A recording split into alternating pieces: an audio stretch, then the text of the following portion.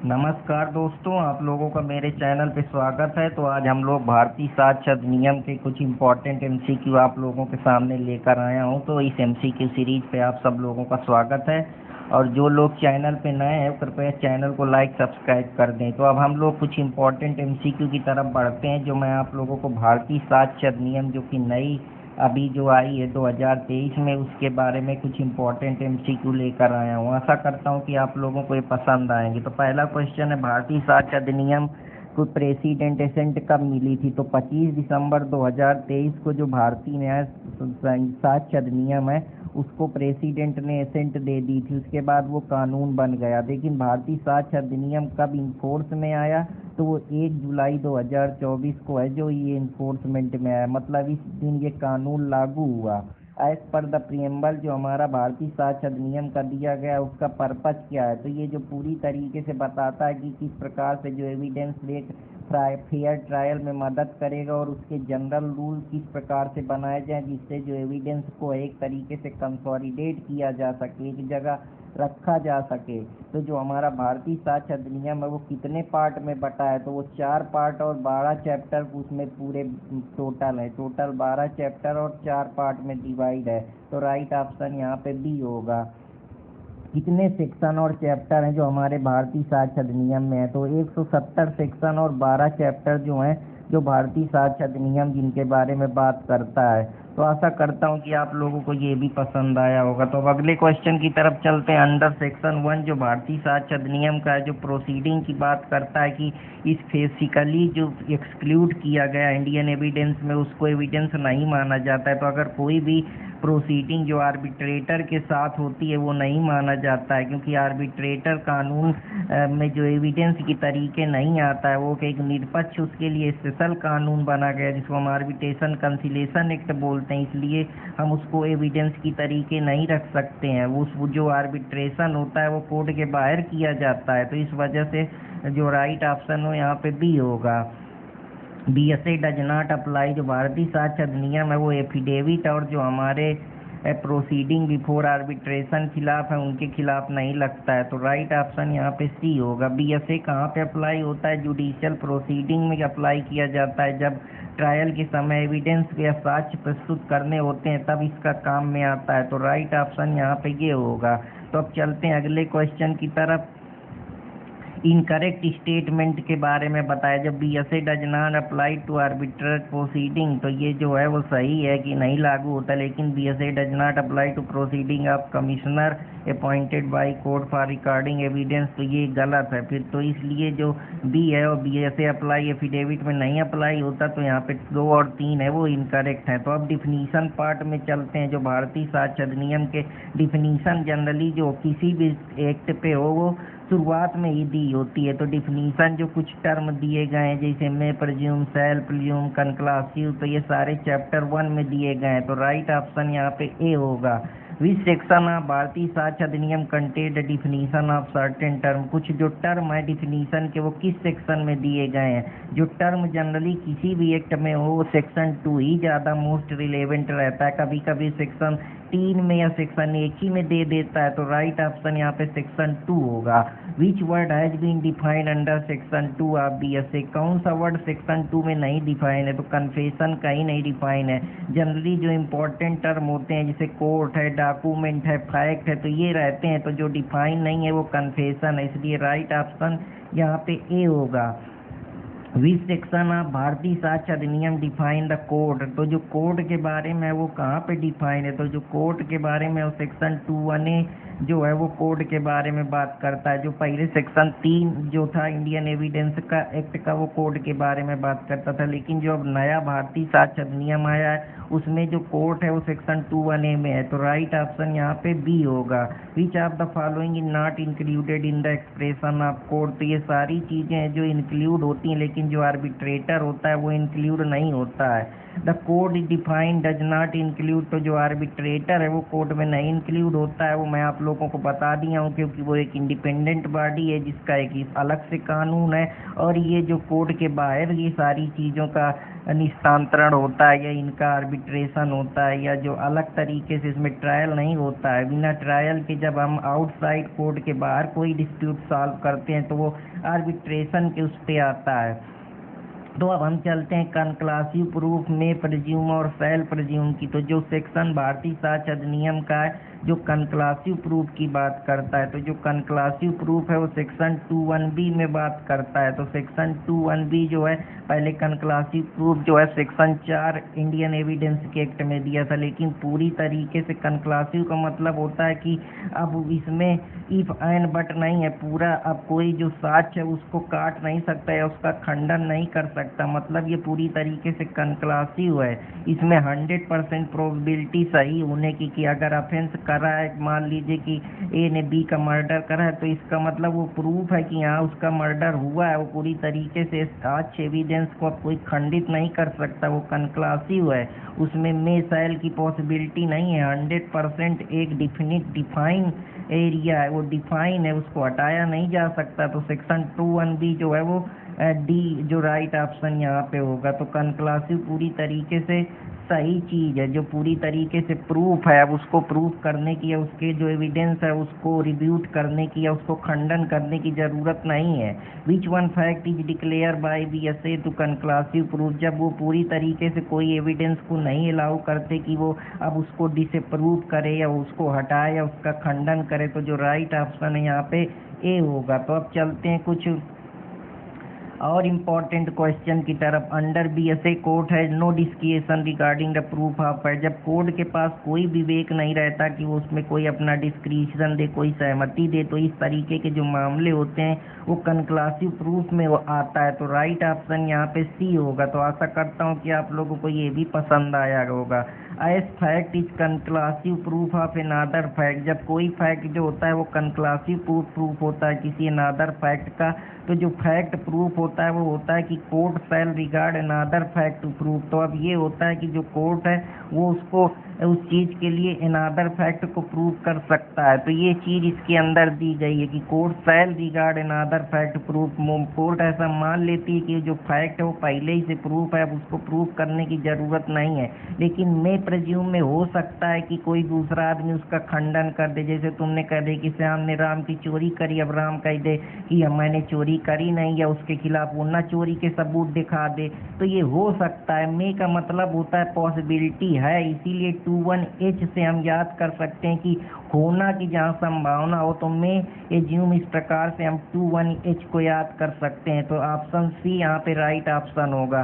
Whenever it is provided by BSA the court में प्रेज्यूम a fact, court कब fact को प्रेज्यूम कर सकता है, जब में call for proof of the fact, जब उसको प्रूफ करने के लिए कहा जाए उस फैक्ट को, तो कोर्ट मानेगा कि हाँ वो प्रेज्यूम कर सकता है। लेकिन सेल्फ प्रेज्यूम में जनरली ये होता है कि वो पूरी तरीके से प्रेज्यूम होगा, अब उसमें कोई संभावना नहीं है, इमीडिएट प्रूफ करने की उसको ज़रूरत है। इसीलिए हम 2(1)(i) से याद कर सकते हैं कि सेल का मतलब इमीडिएट प्रूफ होगा, तो आई से हम याद कर सकते हैं सेक्शन 2(1)(i) जो सेक्शन 4 इंडियन एविडेंस में पहले दिया था। Whenever it is directed by BNSA that court shall presume a fact, जब कोर्ट प्रेज्यूम करता है किसी फैक्ट को, तो it shall regard such fact proof unless and until, अगर किसी को प्रेज्यूम करता है तो ऐसा मान लिया जाता है कि फैक्ट पूरी तरीके से प्रूव हो गया, जब तक कि कोई उसको डिसप्रूव ना कर दे, कोई एविडेंस ना ले आए या उसका खंडन ना कर दे। तो राइट ऑप्शन यहाँ पे ए होगा।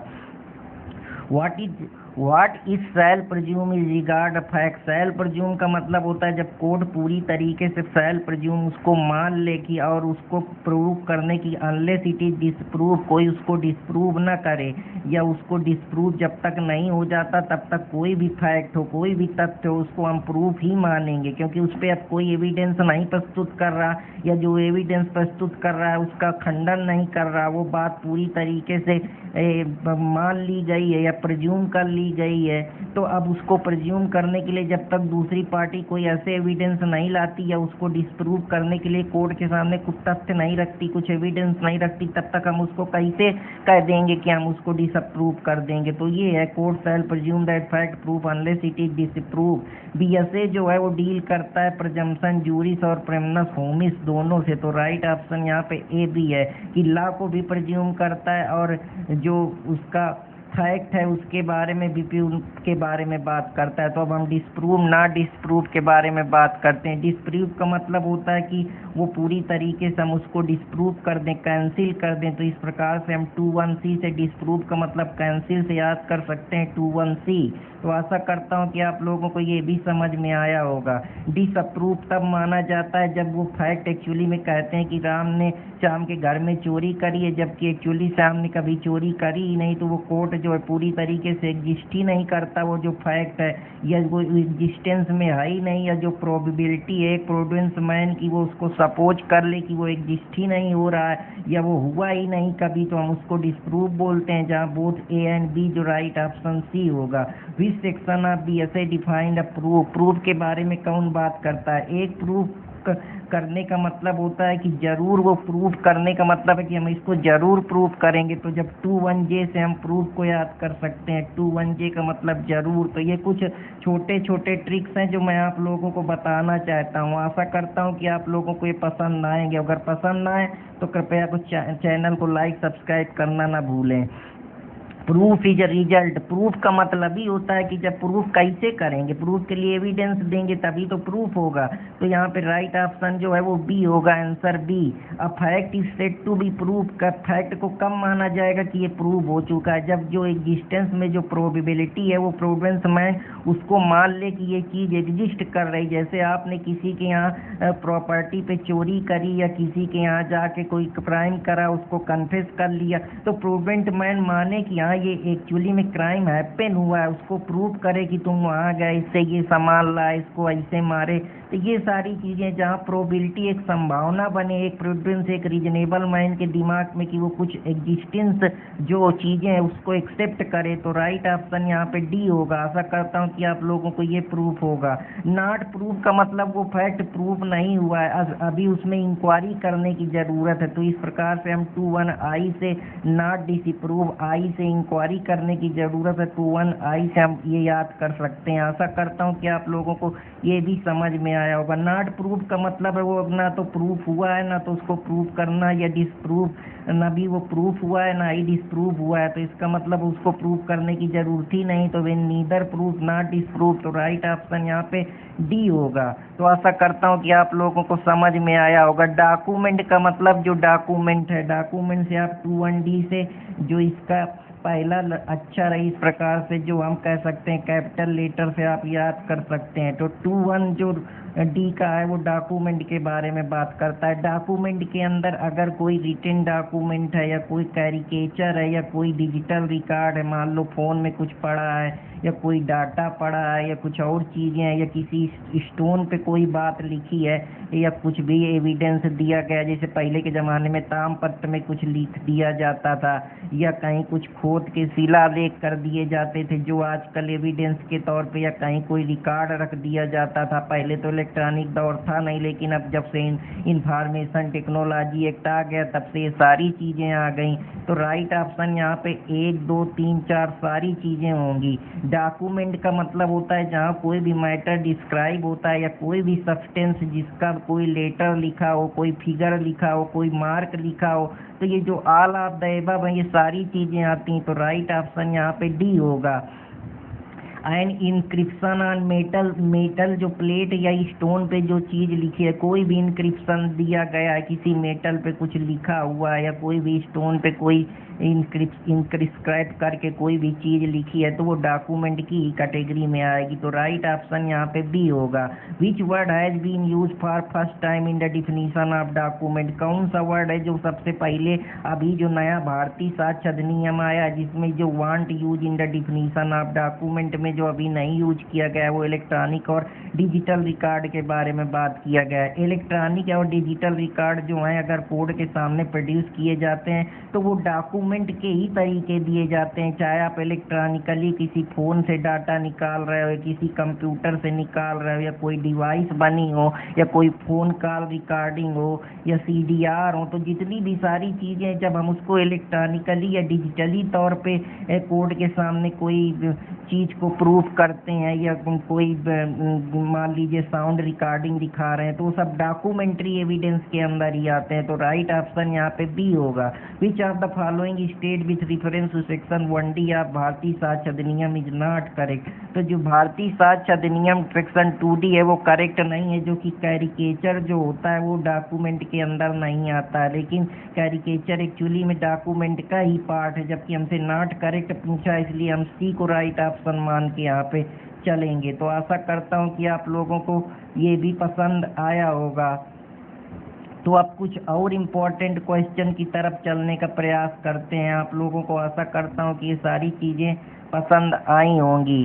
तो अब चलते हैं, मैं आप लोगों को कुछ और चीज़ें लेकर आप लोगों के सामने आया हूँ। तो अब हम चलते हैं अगले क्वेश्चन की तरफ। तो विच इलस्ट्रेशन जो सेक्शन 2(1)D डॉक्यूमेंट की बात करता है वो हमारे भारतीय साक्ष्य अधिनियम में इंट्रोड्यूस हुआ है। तो इलस्ट्रेशन 6 जो है वो सेक्शन 2(1)D में दिया गया है। तो अगर आप इस तरीके के क्वेश्चन लगा रहे हैं तो आप इसमें देखिए कि कौन सेक्शन बेस्ड क्वेश्चन है, कौन एप्लीकेशन बेस्ड क्वेश्चन है, कौन केस लॉ बेस्ड क्वेश्चन है, कौन प्रीवियस ईयर से उठाए गए क्वेश्चन है। अभी तो ये सब नया आया है तो इसमें प्रीवियस ईयर का सवाल ही नहीं पैदा होता। तो आप इस तरीके से उनमें कैटेगराइजेशन कर लीजिए, कौन कठिन है, कौन शॉर्ट है, कौन मीडियम है, कौन हार्ड है, कौन एनालिटिकल है, उस आधार पे एक अपना बना लीजिए। फिर प्रीवियस ईयर में देखिए किस टॉपिक से क्वेश्चन कहाँ से उठाए जा रहे हैं, उस आधार पे तैयारी करिए तो आपको काफ़ी फायदा मिलेगा। विच of the following kind of electronic record is document.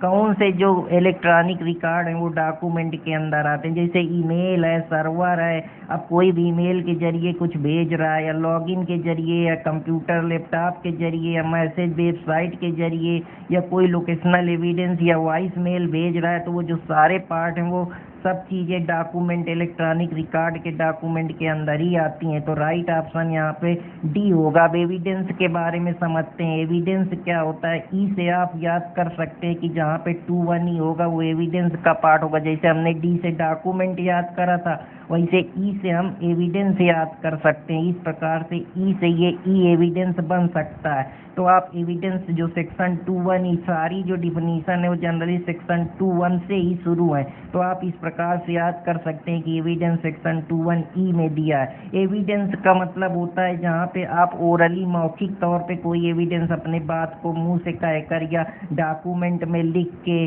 जैसे इलेक्ट्रॉनिक डॉक्यूमेंट ईमेल के जरिए, फ़ोन के जरिए या कोई लिखित तरीके से कैरिकेचर में, डॉक्यूमेंट में या इंस्क्रिप्शन में देते हैं तो वो डॉक्यूमेंट का पार्ट होते हैं। तो ओरल एविडेंस और डॉक्यूमेंट्री एविडेंस, तो राइट ऑप्शन यहाँ पे सी होगा।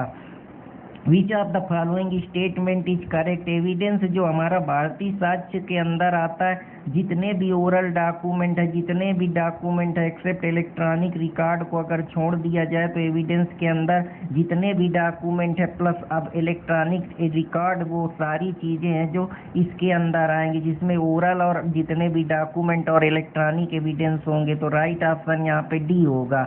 ओरल एविडेंस का मतलब क्या होता है? ओरल एविडेंस का मतलब होता है जब हम कोई भी स्टेटमेंट कथन ओरली देते हैं, कोई भी कथन जो हम इलेक्ट्रॉनिकली फ़ोन के जरिए, ईमेल के जरिए, कोई वेबसाइट सर्वर के जरिए या डिजिटली कोई सिग्नेचर करके, डिजिटली कोई रिटन पत्र लिख के, डॉक्यूमेंट बना के, तो सारी चीज़ें जो आती हैं वो हम उसको बोलते हैं कि वो सारे जो मामले हैं वो जनरली ओरल एविडेंस में आते हैं, जिसे हम इलेक्ट्रॉनिकली कोई चीज़ बनाते हैं। सर्कमस्टेंशियल एविडेंस का मतलब होता है ऐसे एविडेंस जो परिस्थिति पे डिपेंड करते हैं, पर्टिकुलर किस समय पे क्या क्या चीज़ें घटी, क्या लोकेशन पे क्या कनेक्शन रहा, क्या कड़ियाँ जुड़ी, किस प्रकार से जो सर्कमस्टेंसेज बने, वो ऑर्डिनरी कोर्स में जो चीज़ें घटी। तो ये क्या है, ये डायरेक्ट तरीके से नहीं कर रहे हैं, सर्कमस्टेंसेज बन रहे हैं कि हमको मारना है, हम राम के पास गए, फिर हमको मारने के लिए हथियार चाहिए, फिर हम उसको पैसा किसी से मांगने गए, फिर कैसे मारना है उसके लिए प्लानिंग कैसे करें। तो ये डायरेक्ट एविडेंस थोड़े हैं, इनडायरेक्ट तरीके से आप उसको एक जो कॉन्स्पिरेसी रच रहे हैं आप, जो हम लोग सेक्शन 60 में अभी भारतीय जो हमारा न्याय संहिता है उसमें दिया, सेक्शन 120A में जो हम कॉन्स्पिरेसी की बात करते हैं कि वो उसमें डायरेक्ट एविडेंस नहीं मिलते हैं, इनडायरेक्ट तरीके से सिक्रेसी करके हम किसी चीज़ का प्लान करते हैं, तो अब वो सारी चीज़ें उसके अंदर आती हैं। तो आशा करता हूँ कि आप लोगों को ये भी समझ में आया होगा। जैसे एक एक्यूज है, अगर वो मर्डर करना चाहता है कि चाइल्ड का, तो वो एक हार पहले मर्डर के कहाँ मिला, कि वो अकेले घर आया, फिर उसके शर्ट में बूंदों के कुछ कलर मिले, तो इससे ये पता चल रहा है कि सरकमस्टेंस घटते गए, वो कलर के में उसमें शर्ट में मिले, फिर वो घर अकेले आया, इसका मतलब उसने बी को मार दी, नहीं तो वो चाइल्ड भी साथ लेके आता। तो सरकमस्टेंसेज ये बता रहा है, जो हम रेस जेस्टे का प्रिंसिपल बताते हैं कि रेस जेस्टे में जो चीज़ें होती हैं कि सारी चीज़ें थिंग डन, जो चीज़ें हो चुकी हैं वो एक सरकमस्टेंसेज के साथ घटी हैं, या उसके लिए अलग अलग केस हैं जो इम्पोर्टेंट, उसके बारे में बात करेंगे जब कभी मैं इनको ऑफलाइन चीज़ों को मैं बताऊंगा, इस पे लेक्चर लूँगा। तो राइट ऑप्शन यहाँ पे बी होगा। आशा करता हूँ कि आप लोगों को ये भी समझ में आया होगा। अब चलते हैं अगले क्वेश्चन के। जो इंफॉर्मेशन सरकमस्टेंशियल एविडेंस में होती है वो सरकमस्टेंसेज बनते हैं कि हम उन जो कड़ियाँ हैं उन पे फुली इस्टेब्लिश कर सके, एक कंक्लूसिव नेचर बना सकें कि जो चीज़ है वो पूर्ण तरीके से सही है, और जो हमारा चीज़ें हैं वो कंसिस्टेंस है, उसमें कुछ इनकंसिस्टेंसी नहीं है इनोसेंस के साथ, वो पूरी तरीके से एक सरकमस्टेंसेज बनता जा रहा है, एक परिस्थिति क्रिएट होती जा रही है। तो 1, 2, 3 जो है वो राइट ऑप्शन यहाँ पे सी होगा। BSA does not especially mention about, जो भारतीय साक्ष्य अधिनियम है वो क्या नहीं एक्सपेशली मेंशन करता है, तो वो सरकमस्टेंशियल एविडेंस के बारे में नहीं बताता है। सरकमस्टेंशियल एविडेंस सरकमस्टेंसेज के बेसिस पे होते हैं कि इनडायरेक्ट एविडेंस है जिसपे हम डायरेक्ट दिमाग नहीं लगा सकते। वो सरकमस्टेंसेज कड़ियों के जरिए कोहेरेंट जो पैरा है या फुली स्टैब्लिश है, या जो हम ट्रांजेक्शन को जोड़ के चीज़ें बना रहे हैं, वही सरकमस्टेंशियल एविडेंस के अंदर आते हैं। तो राइट ऑप्शन यहाँ पे डी होगा। सरकमस्टेंशियल एविडेंस के लिए क्या क्या चीज़ें कवर होनी चाहिए? पहले तो सरकमस्टेंशियल एविडेंस के लिए जो इन्फ्रेंसेज गिल्टी हैं उसमें एक फॉर्मली स्टैब्लिश होना चाहिए, कोहेरेंट चीज़ें होनी चाहिए। दूसरी, वो गिल्टी को एक्यूज को 100% डिफाइंड टेंडेंसी की तरफ ले जाए। तीसरा, जो कंक्लूजन है उसमें ह्यूमन प्रोबेबिलिटी पूरी तरीके से रहे कि जो एक्यूज है उसी ने क्राइम कमिट करा है। तो राइट ऑप्शन यहाँ पे डी होगा। आशा करता हूँ कि आप लोगों को ये भी समझ में आया होगा। An evidence sought through unfair means, जब जो एविडेंस है हम अगर अनफेयर मीन्स का यूज करते हैं, जैसे कोई भी एविडेंस है वो फेयर तरीके से हम अगर उसका नहीं यूज करते हैं, अगर अनफेयर तरीके से भी हम यूज करके कोई एविडेंस लेते हैं तो वो अगर रिलेवेंट है तो वो एडमिसिबल होगा। जैसे बहुत सारे मामलों में है, पुलिस जानबूझ के कोई अगर कनेक्शन पाती है कुछ एविडेंस, उससे नया इंफॉर्मेशन निकालती, तो हम एविडेंस में जनरली उसको एडमिसिबल मानते हैं। तो इस प्रकार ये सारी चीजें होती हैं।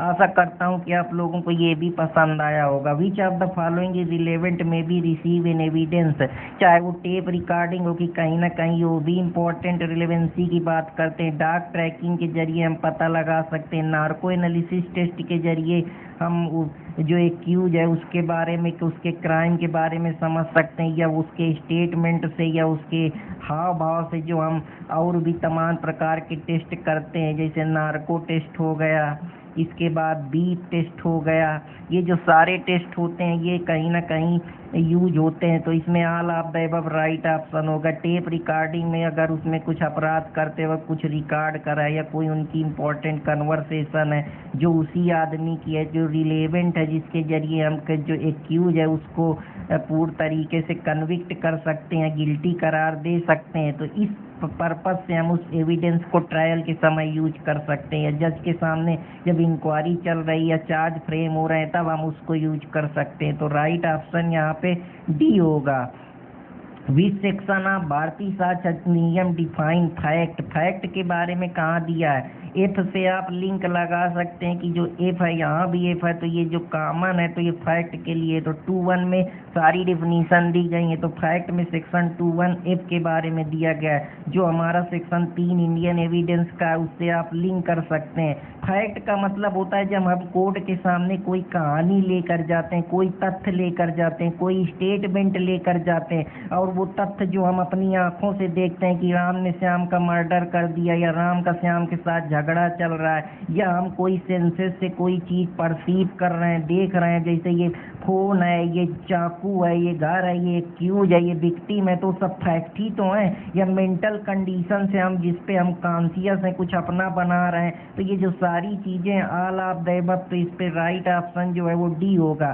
फैक्ट कैन बी, फैक्ट क्या हो सकता है? फैक्ट एक फिजिकल और साइकोलॉजिकल फैक्ट हो सकता है। तो फैक्ट के अंदर जितनी भी फिजिकल और साइकोलॉजिकल फैक्ट आ सकता है, फिजिकली मतलब जो चीजें हमको तथ्य के रूप में दिख रही हैं, जैसे पंखा चल रहा है, बोर्ड है, घर है, विक्टिम है, हमारा शरीर है। साइकोलॉजिकली जो हम अपने दिमाग से कोई भी चीज जनरेट कर रहे हैं, सोच रहे हैं, या हम थॉट प्रोसेस कर रहे हैं, तो राइट ऑप्शन यहाँ पे सी होगा। आशा करता हूँ कि आप लोगों को ये भी पसंद आया होगा। एविडेंस एक्ट में फैक्ट का मतलब क्या होता है? जो फैक्ट हम प्रूव कर रहे हैं, या जो फैक्ट प्रोबोंडा है, फैक्ट प्रोबेंडस है। तो राइट ऑप्शन यहाँ पे ए एंड बी दोनों सही होंगे। तो अब चलते हैं कुछ और इम्पोर्टेंट क्वेश्चन की तरफ। आशा करता हूँ कि आप लोगों को वो भी समझ में आएंगे। तो अब चलते हैं कुछ इम्पोर्टेंट क्वेश्चन की तरफ। तो विच one of following is fact? जैसे हरि ने मोहन से कहा राम गलत बोल रहा है, तो ये सारे क्या है? ये तथ्य हैं, इसीलिए ऑल ऑफ द अबव जो है वो राइट ऑप्शन होगा। 2(1)F में आप इसको याद कर सकते हैं कि डिफिनीशन वहाँ जनरली डी होती है, तो जो ऑप्शन डी है वो राइट होगा। Which of the following is fact? There are the certain object arrange in the certain order. कुछ जो ऑब्जेक्ट होते हैं वो सर्टेन ऑर्डर में अरेंज होते हैं। मैन हियर्ड सा समथिंग, मैन ने कुछ देखा, मैन ने कुछ जाना। तो अगर आप फिजिकली या मेंटली तौर पे कोई चीज को परसीव कर रहे हैं, अपने कॉन्शियस माइंड का यूज कर रहे हैं, तो ऑल ऑफ द अबव जो है वो राइट ऑप्शन होगा।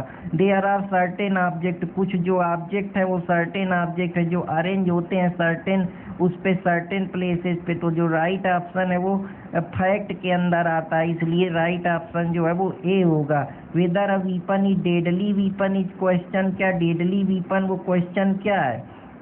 अब कोई वीपन डेडली है तो इसमें ला थोड़े लग रहा है, ये एक तथ्य है जो बताया जा रहा है कि अगर ये डेडली वेपन है तो इसको प्रूव करो कि इसका ज़्यादा सीरियस इम्पैक्ट करता है, ज़्यादा गहरा भाव करता है, ज़्यादा लीथल है, ज़्यादा डेंजरस इम्पैक्ट बॉडी में करता है, इसकी वजह से कितनी सीरियस इंजरी विक्टिम को कास हो सकती हैं। तो ये कुछ चीज़ें हैं। फिर उसका मानक क्या है, स्टैंडर्ड क्या है, जो हम एक एक्सपर्ट को बुलाते हैं रिलेवेंसी पे, तो वो सारी चीज़ें इंपॉर्टेंट रोल प्ले करती हैं। जो हम सेक्शन 45 में एक्सपर्ट एविडेंस की बात करते हैं, वो डिसाइड करेगा कि ये जो वीपन लीथल है कि नहीं है, फिर उस पे कौन कौन से मानक हैं, क्या गुण है, कितना उसकी सीवियरिटी है, कितना उसका मिटिगेशन है, कितना ज़्यादा वो सीरियस इम्पैक्ट काज कर सकता है। तो राइट ऑप्शन यहाँ पे बी होगा। इसीलिए फैक्ट के अंदर है, इसमें कोई ला थोड़े लग रहा है कि राम ने श्याम का मर्डर का, तो बताओ कौन सा एप्लीकेशन लगेगा। विच of the following is not a fact? तो जो मेंटल कंडीशन है, रिलेशन ऑफ थिंग है,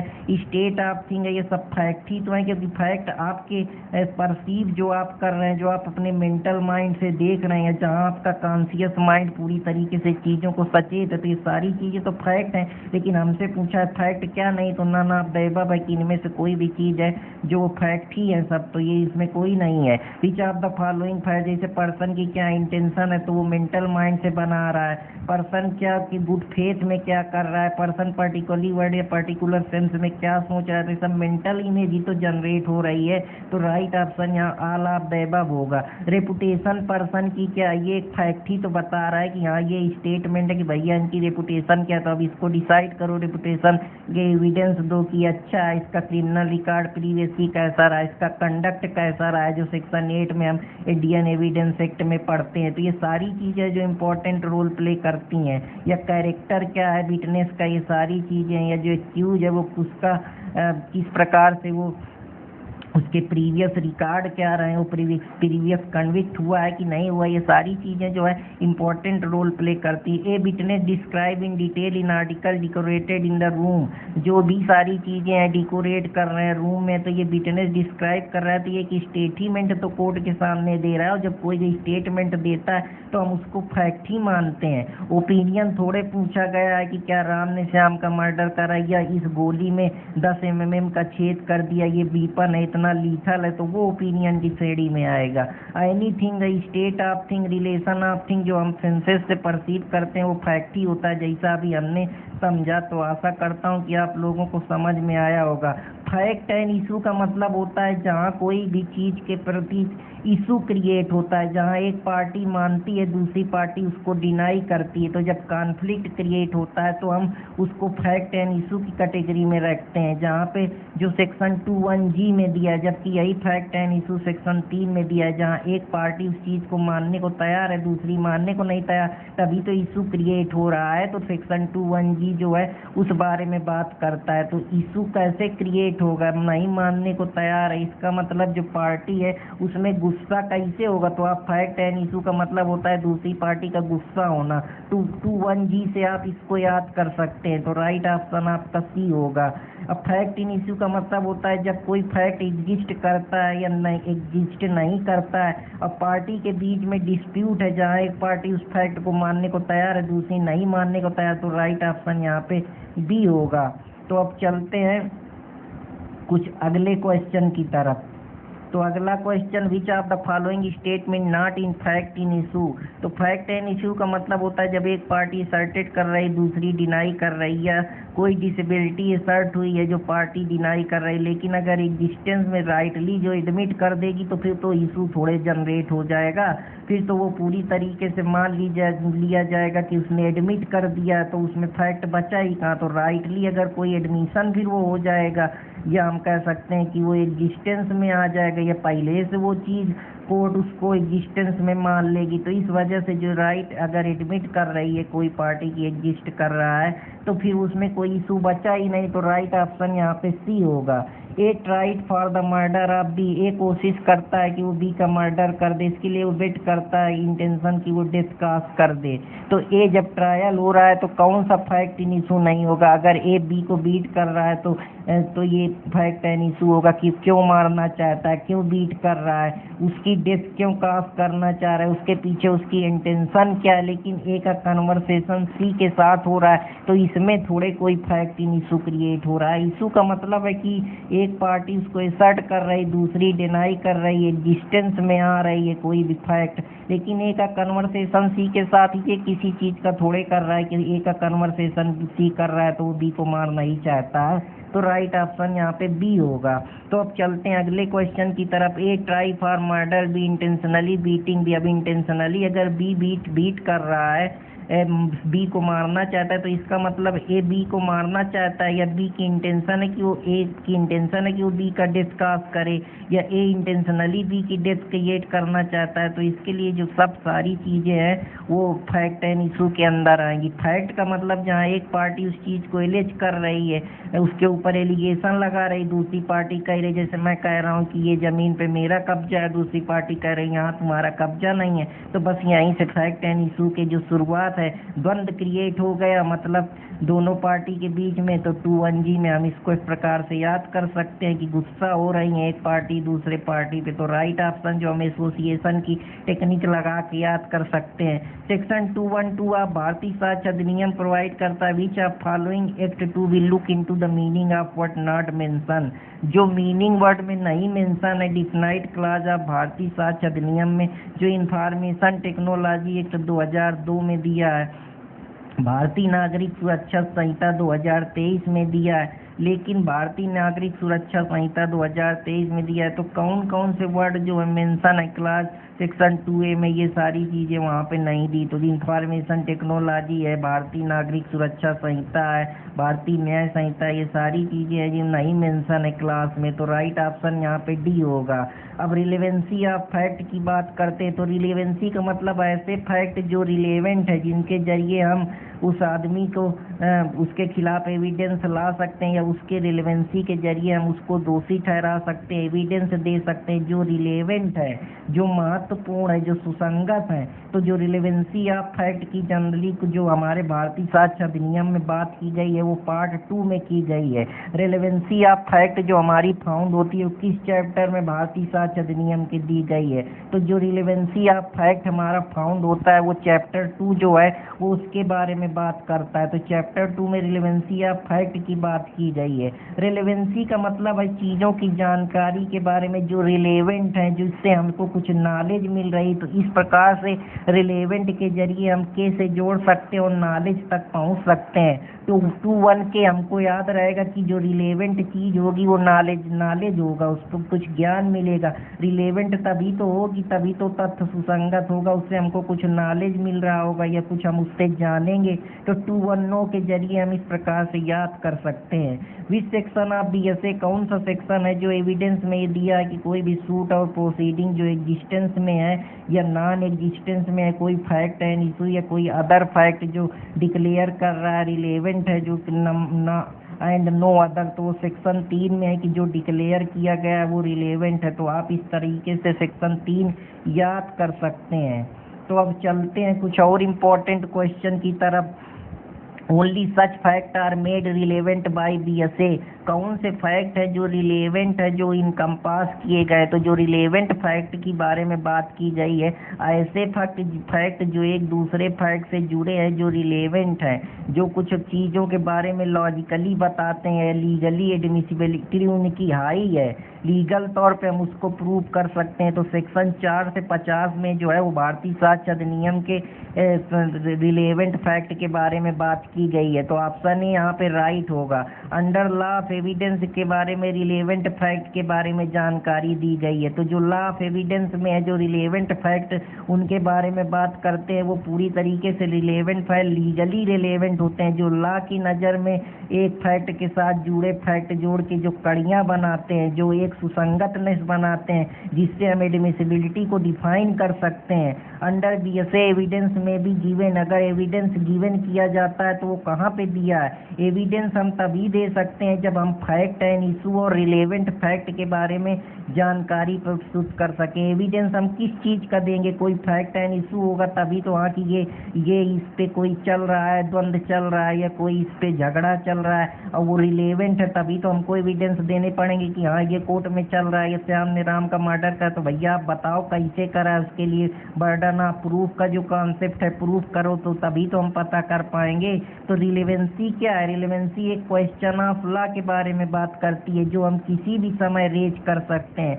तो रिलेवेंसी का मतलब होता है कि इस पे कौन सा लॉ लगेगा, इसमें जो फैक्ट है दूसरे फैक्ट की कड़ियों के साथ जोड़ के कैसे लॉ उस पे अपना एक प्रजम्पशन क्रिएट करेगा, ये क्वेश्चन ऑफ लॉ बनाएगा जो रेज कर दिया जाएगा किसी भी समय। तो राइट ऑप्शन यहाँ पे ए होगा। Which of following is not true, कौन ट्रू नहीं है? जो सेक्शन 3 हमारा भारतीय साक्ष्य अधिनियम का है, जो एविडेंस में भी गिवन इन एनी सूट और प्रोसीडिंग की बात करता है, तो उसके लिए हम ये बात कर सकते हैं कि कोई भी फैक्ट के लिए ही तो हम एविडेंस देंगे, या कोई ऐसा फैक्ट जो एग्जिस्ट नहीं करता है उसको भी प्रूव करने के लिए एविडेंस दे सकते हैं, या जो फैक्ट रिलेवेंट है किसी भी प्रोविजन में एविडेंस को, उसको भी प्रूव करने के लिए दे सकते हैं। लेकिन पार्टी क्या सोचती है, इसके लिए थोड़े हम रिलेवेंसी करेंगे। हम जनरली उन्हीं चीज़ को प्रूव करते हैं जो फैक्ट एक दूसरे से जुड़े हुए हैं, जहाँ हम एक्यूज को गिल्टी ठहराना चाहते हैं या उसको प्रज्यूम करना चाहते हैं कि उसकी इनोसेंस क्या है। ट्रायल के समय हमें उन्हीं एविडेंस की तो ज़रूरत है, हमें पार्टी से थोड़े मतलब है, हमें उसको लीगली रिलेवेंसी क्या है, कनेक्शन कितना है, डिस्प्यूट किस बारे में है, उसको प्रूफ करना है, उसको एक्यूज को गिल्टी ठहराना है या उसको बरी करना है, उसी पर्पज के लिए तो एविडेंस की ज़रूरत है। तो राइट ऑप्शन यहाँ पे जो हमसे नॉट ट्रू पूछा है, तो पार्टी क्या सोचती है उससे हमको क्या मतलब है? तो हम which of the following required to proof essentially, हमको प्रूफ करने की ज़रूरत क्या है? जो फैक्ट डिस्प्यूट चल रहा है, उसमें एक फैक्ट दूसरे फैक्ट से किस प्रकार से रिलेवेंट है, उसकी महत्वता क्या है, उसकी वजह से हम उसकी रेलेवेंसी को कैसे चेक कर सकते हैं, या वो कितना लीगली रिलेवेंट है जिसमें हम उस आदमी को एक्यूज को दोषी ठहरा सकते हैं, या उन एविडेंस के जरिए हम वो अपना एविडेंस देकर बच सकता है या अपने को निर्दोष साबित कर सकता है। उसी के पर्पज से तो रिलेवेंसी की इम्पोर्टेंट है। तो आशा करता हूँ कि आप लोगों को ये भी समझ में आया होगा। अब रेस जेस्टे के बारे में समझते हैं। रेस जेस्टे का मतलब होता है जब सेम ट्रांजेक्शन मिल के कोई चीज को फार्म करते हैं। जैसे मान लीजिए अब कोई अपराध घटित हुआ, तो अपराध क्यों घटित हुआ, उसके पीछे की इंटेंशन क्या है, अपराध के लिए कौन कौन से शस्त्र जुटाए गए, कौन कौन से लोग रहे। तो ये एक प्रकार से जहाँ कड़ियाँ ट्रांजेक्शन जुड़ते चले जाते हैं, एक चैन फॉर्म होती चली जाती है, उसी को हम रेस जेस्टे बोलते हैं। जो fact which though not an issue, जो एक अपने आप में इशू नहीं है लेकिन वो फैक्ट एन इशू से इस प्रकार से कनेक्टेड है कि अगर मान लीजिए एक आदमी है, उसका वो कह रहा है मेरी जमीन पे यहाँ कब्जा है, दूसरा कह रहा है तुम्हारा यहाँ कब्जा नहीं, तो अब इशू क्रिएट हो गया। लेकिन उस इशू के पीछे जो फैक्ट हैं, जो उन कड़ियों को जोड़ रहे हैं, जो उनको उस तथ्य तक पहुंचाने में मदद कर रहे हैं, वो एक ट्रांजेक्शन बना रहे हैं जिससे उस समस्या का समाधान किया जा सके, उसका निदान किया जा सके। उसी पर्पज के लिए रेस जेस्टे का यूज किया जाता है। जो इनडायरेक्ट एविडेंस उसको गिल्टी पहुंचाने के लिए या एक्यूज को बरी करने के लिए, एक्यूज अपने डिफेंस को किस प्रकार से मजबूत कर सकता है, ट्रायल के समय यूज किया जाता है, उसी को रेस जेस्टे बोलते हैं। जो पहले सेक्शन 6 में भारतीय जो हमारा जो साक्ष्य अधिनियम था उसके बारे में बात करता था। भारतीय साक्ष्य अधिनियम सेक्शन 4 में जो अभी आया उसके बारे में बात करता है, और जो हमारा एविडेंस एक्ट में पहले दिया था वो सेक्शन 6 पे दिया था। तो इस प्रकार से आप इसको समझ सकते हैं। तो रेस जेस्टे जो आपकी नया हमारा भारतीय साक्ष्य अधिनियम है वो सेक्शन 4 जो है वो रेस जेस्टे के बात करता है। रेस जेस्टे में यही है कि जो सेम ट्रांजेक्शन है वो कैसे रिलेवेंसी बना के कड़ियाँ जोड़ के एक नया सेम ट्रांजेक्शन बनाते हैं, जो रेस जेस्टे का निर्माण करते हैं, जिसके जरिए एक्यूज अपने को बचा सकता है, अपने को गिल्टी से नियुक्त कर सकता है या ट्रायल के सामने अपने आप को मजबूत कर सकता है एविडेंस में। वो जो सेम ट्रांजेक्शन है उसके बारे में बात करता है। इसी के बारे में कि प्ली ऑफ एलाबाई की जो जब उस समय अपराध हुआ तो मैं वहाँ मौजूद नहीं था, कि कलकत्ता में अपराध हुआ तो मैं उस समय कानपुर में था।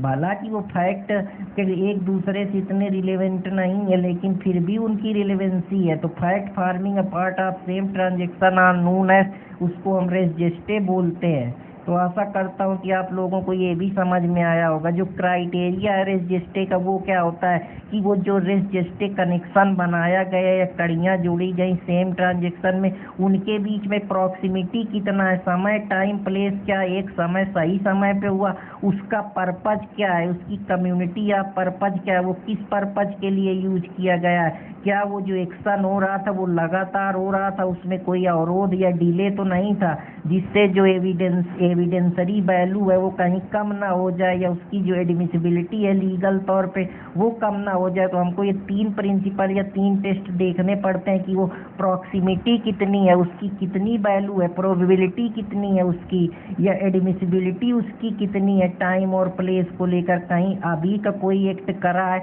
और उसके प्लेस के बीच में बहुत ज़्यादा गैप तो नहीं है, कम्युनिटी या पर्पज क्या है कि वो जो एविडेंस के बीच में जो कड़ियाँ जोड़ी गई हैं वो सेम ट्रांजेक्शन में आ रही कि नहीं आ रही हैं, साथ ही जो कंटिन्यूटी एक्शन बना हुआ है वो एक ही समय में हो रहा है कि अलग अलग समय अलग अलग टाइम पे, तो वो फिर जो रिलेवेंसी है वो कम कर देगा। और कहीं ना कहीं जो हमारे ट्रायल के समय एविडेंस में अब जो एक्यूज अपनी मजबूती प्रस्तुत करना चाहता है वो कम हो जाएगी, या जो ट्रांजेक्शन एक कड़ियों के साथ दूसरे कड़ियों को जोड़ रहे हैं उसकी एडमिसिबिलिटी पे कमी आ जाएगी। इस वजह से ये सारी चीज़ें देखी जाती हैं। आशा करता हूँ कि आप लोगों को ये भी समझ में आया होगा। जैसे बर्ड वर्सेस इंग्लैंड का केस है, कई सारे केस है जो इसके बारे में बात करते हैं। आशा करता हूँ कि आप लोगों को समझ में आया होगा। Under which of the following provision of Bharatiya Sakshya अधिनियम जो farming part of same transaction की बात करता है, तो सेक्शन 4 जो है जो पहले सेक्शन 6 में दिया था वो इसके बारे में बात करता है in order to the make evidence admissible as per res gestae. Res gestae का मतलब होता है कोई भी एक्ट घटित हुआ या कोई भी स्टेटमेंट है उसके तुरंत बाद कड़ियों को जोड़ना है, या जो है किसी भी समय पे जो स्टेटमेंट है उसमें बहुत ज़्यादा गैप नहीं होना चाहिए, नहीं तो वो जो रिलेवेंसी है उसको डाउन कर देगा, या जो फैक्ट की कड़ियाँ जोड़ी गई हैं उसको कमज़ोर कर देगा। इसलिए जो स्टेटमेंट मेड है been immediately after that right option the immediate must have been made contemporaneously with regard to either A B, जो राइट ऑप्शन है वो डी होगा। In case of murder by A, अगर कोई मर्डर ए कर देता है बी के लिए तो विच फैक्ट आर रिलेवेंट, तो इसमें ये देखा जाएगा कि जब मर्डर हुआ तो ए जो तुरंत उस क्राइम की जगह को छोड़ के चला गया, उसके फ्रेंड ने बताया कि वो अपने फादर की डेथ ले रहा था, तो जब एक फैक्ट दूसरे फैक्ट के साथ जुड़ के ट्रांजेक्शन को फॉर्म कर रहा है या वो नाइफ लेते हुए जा रहा है मर्डर करते, तो ये कड़ियाँ जोड़ के रिलेवेंसी बढ़ा रही हैं, एडमिसिबिलिटी बढ़ा रही हैं, जो साक्ष्य है उसको और मजबूत कर रही हैं, केस को एक मजबूती दे रही हैं, एक ज़्यादा सपोर्ट दे रही हैं। सेम ट्रांजेक्शन में चीज़ें एक कड़ियाँ जोड़ रही हैं जो कहीं ना कहीं इन्फ्रेंसेज ड्रान कर रहे हैं, या उसको हम कह सकते हैं इनडायरेक्ट एविडेंस की तरीके यूज कर रहे हैं, तो राइट ऑप्शन यहाँ पे डी होगा। A fact which though not an issue, ऐसा फैक्ट जो इशू नहीं है लेकिन so connected with fact and issue के साथ इस प्रकार से कनेक्टेड है कि वो कहीं ना कहीं वो ट्रांजेक्शन जो सेम टाइम या प्लेस या डिफरेंट टाइम प्लेस पे वो रिलेवेंसी बता रहा है कि हाँ श्याम ने अगर राम का मर्डर करा तो रिलेवेंट है कि श्याम ने मर्डर करने के लिए पैसे कहाँ से लिए, बंदूक कहाँ से लाई, इसके बाद मारने के लिए कौन कौन से प्लान करे, किसकी किसकी मदद ली, कहाँ ले गया, इसके बाद किस किस चीज़ों का यूज करा, तो वो जो एक रिलेवेंसी बना रहा है, एक वो जो ट्रांजेक्शन बढ़ा रहा है, एक जो वो चैन लगातार क्रिएट हो रही है, जो एक सपोर्ट क्राइम तक पहुंचने के लिए मजबूती बना रही, रिलेवेंसी क्रिएट कर रही है, तो वही चीज़ जो होती है वो रजिस्ट्रे के अंदर आती है। तो आशा करता हूँ कि आप लोगों को ये समझ में आया होगा, तो इस वजह से राइट ऑप्शन यहाँ पे बी होगा। Which one of the following statement is correct, जो स्टेटमेंट करेक्ट है ए इंस्ट्रक्ट बी, जो ए है वो इंस्ट्रक्ट करता है बी का on the neck with knife और this was seen by C which was explained, A जो है वो किलिंग कर रहा है बी को सी एक्सप्लेनेशन के बाद, तो वो रिलेवेंट है क्योंकि ये जो है फार्म पार्ट ट्रांजेक्शन के बारे में रिलेवेंट है, क्योंकि जो नेक और नाइफ का यूज हो रहा है वो ए जो देख रहा है तो वो क्या कर रहा है, वो ट्रांजेक्शन उसको पता चल रहा है, या जो ट्रांजेक्शन उसके टाइम के बीच में इसके बाद ये हुआ, एक उसको मजबूत कड़ी दे रहा है, फार्म कर रहा है, सेम ट्रांजेक्शन में ही ये चीज़ें घट रही कि नाइफ लेके गया, फिर उसने देखा, फिर एक ही डी मार रहा है, तो सी जो एक्सप्लेनेशन दे रहा है, या उसको सारों की समस्या हो रही है, या कोई वो सरप्राइज हो रहा है, तो ये सब क्या है, फॉर्म पार्ट ऑफ ट्रांजेक्शन बन रहा है, तो राइट ऑप्शन यहाँ पे बी होगा। अब फैक्ट इज रिलेवेंट कब माना जाएगा, जब रिलेवेंसी, जब एक इशू कोई क्रिएट हो रहा है तो वो उसके बीच में कुछ ट्रांजेक्शन है जो इशू के कैसे क्रिएट हुआ, उनके बीच में एक चैन ऑफ कड़ी जो है, जो एक ट्रांजेक्शन को जन्म दे रही, जो एक होल हार्टली एविडेंस बन रहा है, इनडायरेक्ट एविडेंस बन रहा है, या एक जो चैन बन रही है, जो एक कड़ी बन रही है, जिससे एक्यूज अपने केस को मजबूत कर रहा है, या वो उस चीज़ को ट्रायल के समय दिखाएगा या मजबूती प्रस्तुत करेगा उसको, तो उस पर्पस से यूज की जा रही। तो आशा करता हूँ कि आप लोगों को ये भी समझ में आया होगा। अंडर बीएसए जो रेस जेस्टे का प्रिंसिपल है वो किस चीज़ के लिए यूज होता है, रेस जेस्टे का मतलब सेम ट्रांजेक्शन जो एक कोई भी ऑफेंस है या कोई भी एक्यूज ने कोई गिल्टी करा है तो उस केस को प्रूव करने के लिए, उसकी कड़ियों को मजबूती देने के लिए, जिससे वो अपने आप को प्रूव करते वक्त जो रिलेवेंसी है उसको और पुख्ता कर सके, और जो एक्यूज है उसको गिल्टी ठहरा सके, या एविडेंस में जो विक्टिम है उसके खिलाफ अपने केस को मजबूती प्रदान कर सकते। तो इसको हम दोनों तरफ से देख सकते हैं कि प्रोसिक्यूशन की तरफ से, एक्यूज की तरफ से, विक्टिम की तरफ से। तो आशा करता हूँ कि आप लोगों को ये भी समझ में आया होगा। सिविल और क्रिमिनल केसेस, तो राइट ऑप्शन यहाँ पे सी होगा। रेस जेस्टे का जो एक्सेप्शन है वो किसके बारे में बात करता है, जो रेस जेस्टे का एक्सेप्शन है वो हर्से रूल के बारे में बात करता है। तो रेस जेस्टे जनरली सेम ट्रांजेक्शन की बात करता है, लेकिन हर्से रूल का मतलब ये होता है जब हम किसी तीसरे के माध्यम से कोई चीज़ को सुनते हैं या समझते हैं जिसको एक्चुअली में थर्ड पार्टी के जरिए अगर कोई इन्फॉर्मेशन मिलती है तो हम उसको हादसे की कैटेगरी में रखते हैं। तो आशा करता हूँ कि आप लोगों को ये भी समझ में आया होगा। अब चलते हैं अगले क्वेश्चन की तरफ। तो अगले क्वेश्चन की तरफ चलते हैं। तो अब ओकेजन काज एंड इफेक्ट जो कि इम्पोर्टेंट रिलेवेंसी के ही पार्ट है। तो which occasion the BSA provide the occasion cause and effect, जो पहले सेक्शन 7 ऑफ इंडियन एविडेंस में दिया था वो सेक्शन 5 में जो ओकेजन की जब अपराध हुआ था तो कौन कौन से रिलेवेंट फैक्ट थे जो रिलेवेंसी की बात करते हैं, कड़ियाँ जोड़ते हैं कि उस अपराध में उसको समय ओकेजन मिला, सहमति मिली, क्या कारण था कि उसने मारा। अगर कोई अपराध होगा तो उसके पीछे कुछ कारण होगा, क्यों मारा, इफेक्ट क्या होगा, मरा, उसकी बॉडी कहाँ डाली गई, कैसे हुआ, कहाँ बॉडी रिकवर की गई, ओकेजन जब मारना तो उसने किस अपॉर्चुनिटी का यूज करा, उसकी इंटेंशन क्या थी, या उसके दिमाग में क्या कास्ट चल रहा था। तो ये सारी चीज़ें हैं जो सेक्शन 5 बताता है। सेक्शन 5 जो है वो बस पर्पज की बात नहीं करता, ओकेजन कास्ट और इफेक्ट की बात करता है। तो जो हमसे नॉट इंक्लूड पूछा गया तो यहाँ पे सी होगा। तो अब चलते हैं, विच ऑफ द फॉलोइंग स्टेटमेंट करा जब ट्रायल ए का चल रहा था मर्डर बी के लिए, तो ग्राउंड प्रोड्यूस जब स्ट्रगल हुआ नियर प्लेस ऑफ मर्डर, तो जो फैक्ट था उससे ये पता लगाया जा सकता है कि जब मर्डर हुआ उसके पीछे कौन कौन से ओकेजन के कारण, कौन कौन से समय में ए ने बी का मर्डर किया, तो कारण क्या था, उसकी वजह से इफेक्ट क्या हुआ, मर्डर के बाद बॉडी का क्या हुआ, आफ्टर इफेक्ट, प्री इफेक्ट जो हम पढ़ते हैं वो सारी चीज़ें रिलेवेंसी कड़ियाँ जुड़ रही हैं, या जो इशू चल रहा है उस इशू को और मजबूत करने के लिए रिलेवेंट फैक्ट की ज़रूरत पड़ी। तो आशा करता हूँ कि आप लोगों को ये भी समझ में आया होगा। फुटप्रिंट जो एक्यूज का है वो डिमिसिबल होता है कि हाँ एक्यूज ने अगर अपराध करा, मान लीजिए अब ए बी को मार के चला गया, तो कुछ ऐसी कड़ियाँ जोड़ने के लिए ही एविडेंस का यूज किया जाता है। जैसे हम अगर बात करें तो जो हम फॉरेंसिक में देखते हैं कि कुछ चीज़ छूट गई, चाकू छूट गई, या कुछ उसके फुटप्रिंट छूट गए, या कोई टायर के पंचर के निशान छूट गए, या कुछ ऐसा इम्पॉर्टेंट ब्लड स्ट्रेन छूट गया जिससे कुछ चीज़ें छूट जाती हैं, जिससे जो एविडेंस एक्सपर्ट होते हैं, फॉरेंसिक एक्सपर्ट होते हैं, वो उसके जरिए एक्यूज को पकड़ने में मदद करते हैं।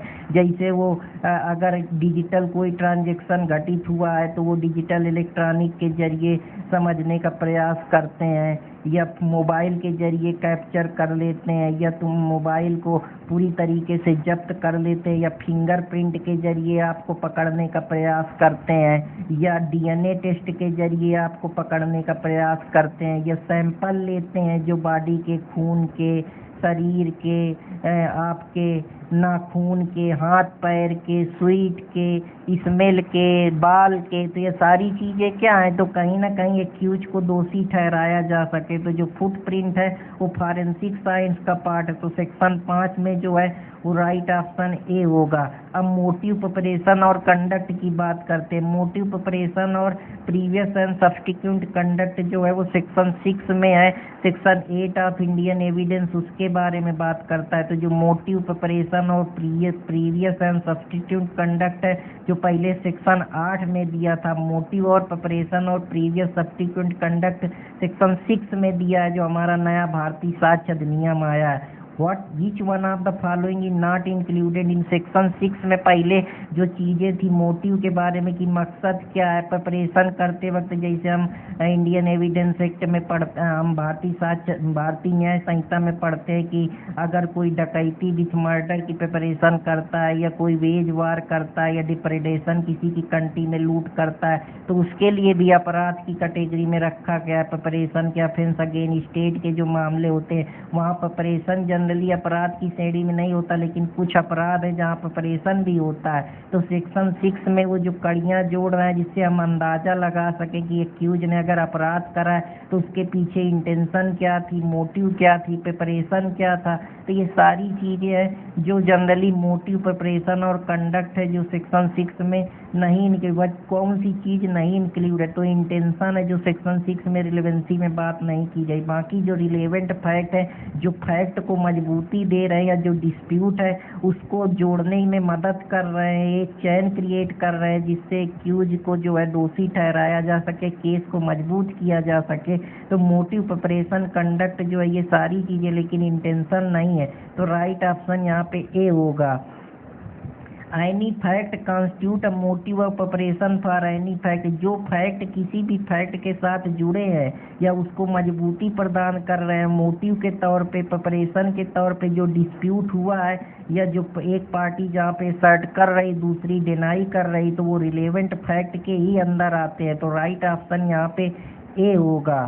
तो अब चलते हैं अगले क्वेश्चन की तरफ। ए जो क्या करता है, बी का मर्डर करना चाहता है, इसके लिए वो एडमिनिस्टर करता है पोटेशियम साइनाइड का, जो कि तो ए क्या करता है, पोटेशियम साइनाइड लाता है just before the murder of B is relevant. तो सेक्शन 6 में ये रिलेवेंट होगा। क्यों सेक्शन 6 में रिलेवेंट होगा? क्योंकि जब वो पोटेशियम साइनाइड ला रहा है बी को मारने के लिए, तो परचेज करते समय साइनाइड उसको मिला, तो उसके पीछे ओकेजन क्या था, कि अवसर वो पाया तभी तो उसको अवसर मिले कि वो पोटेशियम साइनाइड लेके आए, फिर उसको यूज करके उसको मार दे। तो ये ओकेजन का मामला है, इसलिए सेक्शन 6 यहाँ पे रिलेवेंसी के बारे में बात करेगा। वो जो कड़ियाँ हैं या जो डिस्प्यूट है या जो वो मारना चाहता है वो मजबूती दे रही है ओकेजन के जरिए। तो सेक्शन 6 यहाँ पे राइट ऑप्शन होगा। Under which section of Bharatiya Sakshya अधिनियम कंडक्ट एक्यूज का जो इम्पोर्टेंट है कि एक्चुअली में जब हम नॉन कन्फेशनल FIR तो वहाँ कंडक्ट के जरिए हम रिलेवेंसी चेक करते हैं, या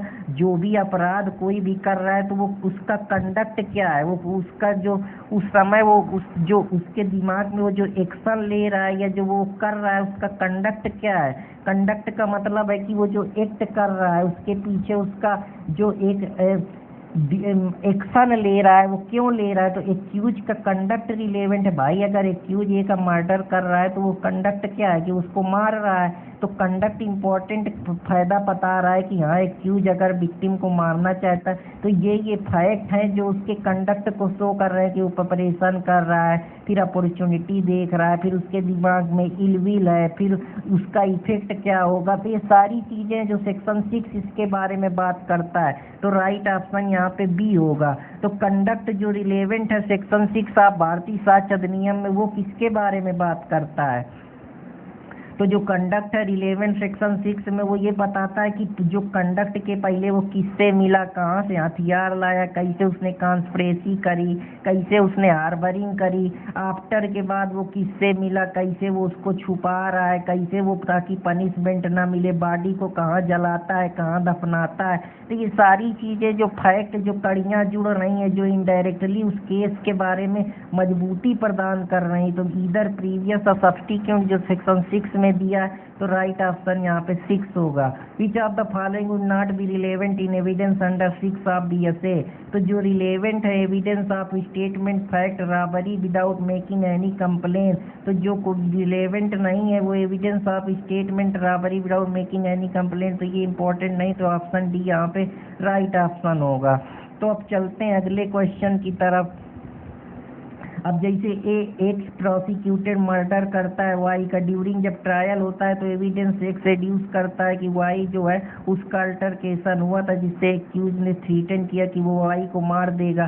तो थ्रीटन स्टेटमेंट जब एक्स करता है या परचेज करता है नाइफ कि वो वाई को स्टैप कर देगा, उसके ऊपर चाकू भोंक देगा, तो ये बताता है कि एक्स का कंडक्ट है कि वो ये मिला फिर चाकू लाया उसको ट्रीट कर रहा है। तो ये उसकी कंडक्ट बता रही है सेक्शन 6 में कि ये फैक्ट है या ये रिलेवेंट फैक्ट है जिनके जरिए वो जो स्टेटमेंट बन रहा है या जो वो कड़ियाँ बन रही हैं वो कहीं ना कहीं आगे जो एक इनडायरेक्ट एविडेंस है वो उसको सपोर्ट कर रहे हैं, जिसकी उसके कंडक्ट की वजह से वो एक्यूज को मारने में सफल हो सकता है। तो ये रिलेवेंसी को मजबूत करेंगी या केस को और मजबूत करेंगी, या उनके बीच में एक कनेक्शन बना है जो डिस्प्यूटेड फैक्ट है उनको और मजबूती दे रही। तो रिलेवेंसी हमेशा मजबूती देती है, फैक्ट को और मजबूत बनाया जा सके, कड़ियों को जोड़ा जा सके, जिससे प्रोसिक्यूशन को आसानी मिले एक्यूज को गिल्टी ठहराने में, एक्यूज को दोषी ठहराने में। तो आशा करता हूँ कि आप लोगों को ये भी समझ में आया होगा। ए एक्यूज ऑफ मर्डर बी, जो एक्यूज है वो बी का मर्डर करना चाहता है, तो इसके लिए यही रिलेवेंट है कि वो क्लब में गया, उसने इंटेंशन बनाई, वो रिवेंज लेना चाहता है क्योंकि उसके फादर का उसने मर्डर करा। वो जैसे ही पुलिस आई वो वहाँ से भाग गया। तो इसका भागने का मतलब तो जो एविडेंस की में जो रिलेवेंसी है, जो फैक्ट है, वही बता रहे हैं, कड़ियाँ जुड़ रहे हैं कि वो कहीं का कहीं अपने फादर की मृत्यु, तो उसके दिमाग में इंटेंशन थी, अपॉर्चुनिटी पाया तो वहाँ से भाग लिया। तो ये कड़ियाँ मजबूती प्रदान करती हैं जिससे एक्यूज को दोषी ठहराया जा सके, या ये कड़ियों के माध्यम से कि उसी ने मर्डर किया है 100% प्रोबेबिलिटी बनाई जा सके। तो राइट ऑप्शन यहाँ पे डी होगा। To what extend the following the ruler of relevancy has been discussed in section 6। जो सेक्शन 6 है भारतीय साक्ष्य अधिनियम का, उसका मोटिव क्या है, उसका प्रिपरेशन क्या है, प्रीवियस एंड सब्स्टिट्यूट कंडक्ट क्या है, इनके बारे में बात करता है। तो जो मोटिव, प्रिपरेशन और प्रीवियस एंड सब्स्टिट्यूट कंडक्ट है वो इम्पोर्टेंट रोल प्ले करता है। तो सेक्शन 6 जो है भारतीय साक्ष्य अधिनियम का, वो मोटिव की बात करता है, प्रिपरेशन की बात करता है, प्रीवियस एंड सब्स्टिट्यूट कंडक्ट की बात करता है। तो ये सारे इम्पोर्टेंट हैं। तो आप यहाँ पे राइट ऑप्शन डी होगा। तो अब चलते हैं अगले क्वेश्चन की तरफ। The question before the court के सामने की जो डॉक्यूमेंट है वो एक्स की वसीयत ए के नाम करी, तो इसमें कौन सा रिलेवेंट है, यही इसमें रिलेवेंसी है कि कौन कौन से और फैक्ट है जो इम्पोर्टेंट रोल प्ले करते हैं। तो अगर ए हैड कंसल्टेड, वो अपने एडवोकेट से कि उसको बिल बनानी है, तो ये एक मजबूती दे रहा है। दूसरा, वो बिल को ड्राफ्ट कर रहा है। फिर इसके बाद वो इंक्वायरी कर रहा है कि किसको कितनी वैल्यू की स्टेट मिलेगी या कितनी डिक्यूट प्रॉपर्टी ट्रांसफ़र होगी। तो ये सारी चीज़ें हैं जो कहीं ना कहीं मजबूती दे रही। तो ये सारे फैक्ट हैं जो रिलेवेंट रोल प्ले कर रहे हैं। तो ऑल ऑफ द अबव यहाँ पे राइट ऑप्शन होगा। The question is whether A own B, क्या ए ने 1000 बी से लिए हैं, तो ए आस्क करता है सी से कि वो लेंड हिम मनी, उसको वो मनी दे। डी सेट कहता है कि ए प्रेजेंस में उसने ये चीज़ें सुनी थी। I advise you not to trust A, अब मैं ए के ऊपर तुम ट्रस्ट ना करो क्योंकि वो 10,000 जो दिया था। तो ये कहीं ना कहीं रिलेवेंट फैक्ट है जो मजबूती प्रदान कर रहा है या उसके इफेक्ट के बारे में बता रहा है, या क्या कारण है ये सारी चीज़ें, या इंटेंशन क्या है। तो ये रिलेवेंसी शो कर रहा है। तो रिलेवेंसी वही फैक्ट शो करते हैं जो कहीं ना कहीं दूसरे फैक्ट को सपोर्ट करते हैं। तो राइट ऑप्शन यहाँ पे ए होगा। ए एक्यूज ऑफ क्राइम, जो ए है वो एक्यूज है क्राइम का। Fact that either before the time of alleged crime A provide evidence, A provide करता है evidence which could to give the fact that appearance provide to himself and he destroy and cancel evidence. तो ये सारी चीज़ें या prevent करता है ताकि वो प्रोसिक्यूट कर सके या पर्सन उसको जो विटनेस है उसको अब्सेंट करते। तो कुछ रिलेवेंट चीज़ें हैं जिससे ये पता चल रहा है, जो कुछ फैक्ट है जो मजबूती प्रदान कर रहे हैं। तो राइट ऑप्शन यहाँ पे सी होगा। फैक्ट जो नेसेसरी है कि इंट्रोड्यूस करा जाए, जो रिलेवेंट फैक्ट है। तो फैक्ट नेसेसरी टू एक्सप्लेन, ऐसे फैक्ट जो एक्सप्लेन कर रहे हैं कि वो इंट्रोड्यूस करें फैक्ट एंड इशू या रिलेवेंट फैक्ट को जो रिलेवेंट है। तो राइट ऑप्शन यहाँ सेक्शन 7 है, जो ऐसे फैक्ट है जो इंट्रोड्यूस कर रहे हैं शुरुआत में कि राम ने श्याम के साथ मर्डर करा या राम ने श्याम के साथ मिलकर किसी एक्ट को अंजाम दिया या कोई क्रिमिनल कॉन्स्पिरेसी करे, तो उनको बताने की ज़रूरत थोड़े, वो पहले से इंट्रोड्यूस कर रहे हैं। या राम का श्याम की प्रॉपर्टी पे कब्जा है या झगड़ा चल रहा है, श्याम कह रहा है ये मेरी प्रॉपर्टी है, राम कह रहा है मेरी प्रॉपर्टी है, तो उनके बीच में वो इंट्रोड्यूस कर रहा है कि ये झगड़ा है, इनके बीच में ये फैक्ट है, तो उसको प्रूव करने की ज़रूरत थोड़े है। या मेरी इसमें इस प्रॉपर्टी पे कितना हिस्सा है, मेरे भाई का कितना हिस्सा है। तो ये जो इंट्रोड्यूस करते हैं शुरुआती हैं, एक्सप्लेनेटरी है, इनको एक्सप्लेन करने की ज़रूरत नहीं है। ये पहली प्रथम स्टेटा में प्राइमा फेसी दिख रहा है या समझ में आ रहा है। तो राइट ऑप्शन सेक्शन 7 है, जो पहले section 9 of Indian evidence act इसके बारे में बात करता था। जैसे एक्यूज आइडेंटिफिकेशन परेड के समय जब इन्वेस्टिगेशन होती है तो इम्पोर्टेंट इन्वेस्टिगेशन में इम्पोर्टेंट रोल प्ले करता है कि वो एक्यूज जो है वो एक्यूज को आइडेंटिफाई करा जाए। तो सेक्शन 7 में है, उसी का भारतीय जो हमारा न्याय संहिता थी अभी बनी हुई है, भारतीय साक्ष्य अधिनियम है, या जो हमारा इंडियन एविडेंस है उसके बारे में आइडेंटिफिकेशन ऑफ परेड पहले सेक्शन 9 में था, अब सेक्शन 7 में यही बात की गई है। टेस्ट आइडेंटिफिकेशन परेड का जब मजिस्ट्रेट इन्वेस्टिगेशन पर्पज के लिए करता है ताकि वो एक्यूज को आइडेंटिफाई कर सके, तो अब वो सेक्शन 7 में दिया गया है। ए क्या करता है, सू करता है बी के लिए लाइबल करने के लिए, क्योंकि वो डिस्परेट कंडक्ट शो कर रहा है। तो यहाँ जो एलिज कर रहा है कि वो लेवेलियस जो मामला उसको ट्रू है, तो ये एक फैक्ट एंड इशू का मामला, इसको बताने की ज़रूरत नहीं है, क्योंकि ये इंट्रोडक्टरी पहली नज़र में पता चल रहा है कि झगड़ा उनके बीच का डिफेमेशन का ही है, क्योंकि वो उनकी रिपुटेशन को लोअर डाउन कर रहा है या उनके ऊपर जानबूझकर डिफेमेशन का चार्ज लग रहा है। तो ये इशू इंट्रोडक्टरी है, तो राइट ऑप्शन यहाँ पे सी होगा। तो अब चलते हैं अगले क्वेश्चन की तरफ। टेस्ट आइडेंटिफिकेशन परेड किसके अंदर आता है? Test identification parade investigation purpose के लिए यूज किया जाता है, जब एक्यूज को है जो आइडेंटिफाई किया जाता है या मजिस्ट्रेट के सामने प्रस्तुत करा जाता है, तो जनरली ये इन्वेस्टिगेशन पर्पज में यूज होता है। तो ये कहीं ना कहीं कोरोबरेटिव एविडेंस है। कोरोबरेटिव का मतलब होता है कुछ और एडिशनल एविडेंस का यूज करके एक्यूज को दोषी ठहराना या एक्यूज के खिलाफ और केस को मजबूत करना, ताकि प्रोसिक्यूशन जब ट्रायल चले तो एविडेंस को और मजबूत किया जा सके और एक्यूज को 100% दोषी ठहराया जा सके कि हाँ तुम्ही ने अपराध करा है। Which of the following statement incorrect with regard to test identification parade? तो जो टेस्ट आइडेंटिफिकेशन परेड है उसके लिए इनकरेक्ट यही है कि ये सब्सटेंटिव एविडेंस नहीं है, ये एक कोरोबरेशन है कि इसमें कुछ और एडिशनल एविडेंस की ज़रूरत है। ये नहीं कि इसको हम अब इसमें पूरी सब्सटेंटिव तरीके से कि हम मान ले कि बस अब यही एविडेंस है, इसके अलावा और कोई एविडेंस की ज़रूरत नहीं है, ताकि हम फेयरनेस एक्यूरेसी को चेक कर सकें जब हम टेस्ट आइडेंटिफिकेशन परेड का कि एक्यूज ने ही अपराध करा, इन्वेस्टिगेशन के समय एक्यूज के बिहेवियर को समझ सके, जान सकें और उसके सस्पेक्शन को समझ सकें, सस्पेक्शन को और मजबूत कर सके। तो परेड जब हम पर्सन का करते हैं कि ये वही फिजिकल अपीयरेंस दिख रहा है, ये वही एक्यूज है कि नहीं है, कुछ सस्पेक्शन जो है वो बिल्कुल कम हो सके, तो राइट ऑप्शन यहाँ पे बी होगा।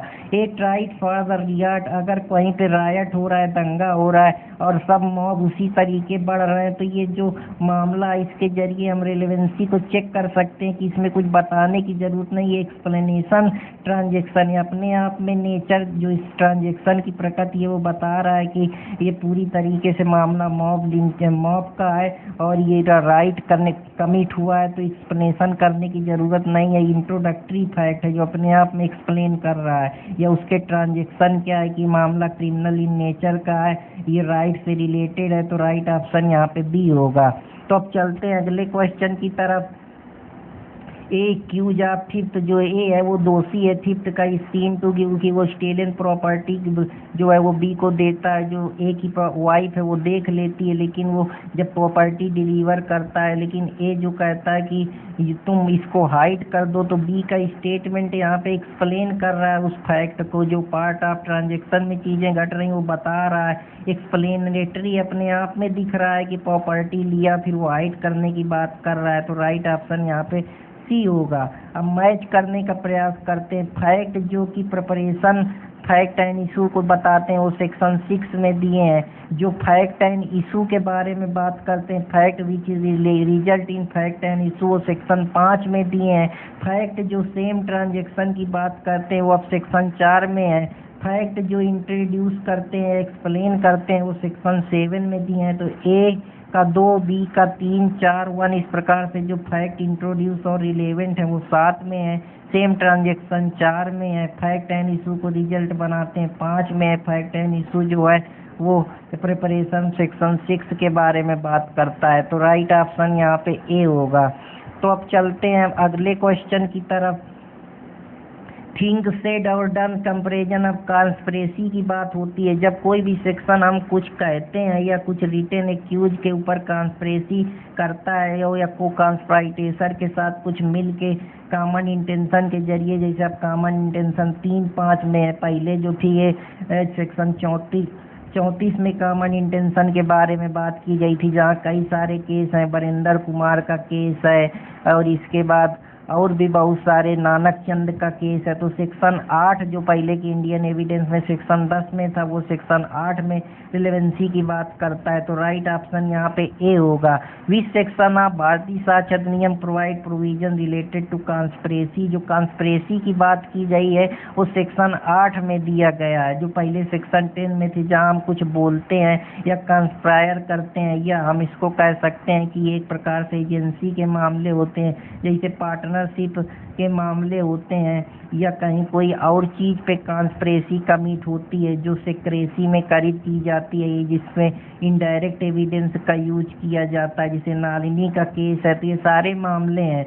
Thing said are done in conspirator before the common design, कोई थिंग कही जाती है, डन की जाती है कॉन्स्पिरेटर के द्वारा या कॉमनली डिजाइन की जाती है, जो रिलेवेंट होते हैं वो अब सेक्शन 8 में इसमें अपराध की कैटेगरी में आते हैं। जैसे ए और बी जो है वो कॉन्स्पिरेसी करते हैं, ब्राइबरी करते हैं पुलिस के सामने। जैसे ही पुलिस स्टेशन से ऑफर आता है, वो इंस्पेक्टर पॉकेट करेंसी नोट का वो इंस्पेक्टर के सामने बताता है कि बी ने उसको मनी भेजी है कैश को हासिल करने के लिए। तो जो ऑफर ऑफ मनी है अभी स्टेटमेंट ए के द्वारा रिलेवेंट होगा कि ए और बी के बारे में बता रहा है, कॉन्स्पिरेसी के बारे में, इससे कुछ अंदाजा लगाया जा सकता है। तो राइट ऑप्शन यहाँ पे सी होगा। हालांकि डायरेक्ट एविडेंस मिलना हमेशा मुश्किल होता है कॉन्स्पिरेसी पे, लेकिन हम इनडायरेक्ट के जरिए या जो कड़ियाँ जोड़ के हम पहुँच सकते हैं, जो हम रेस जेस्टे की बात करते हैं या जो हम एक रिलेवेंट कड़ियाँ जोड़ के या सेम ट्रांजेक्शन बना के या इनडायरेक्ट एविडेंस का यूज करके हम इनडायरेक्ट इंटरफियरेंस करके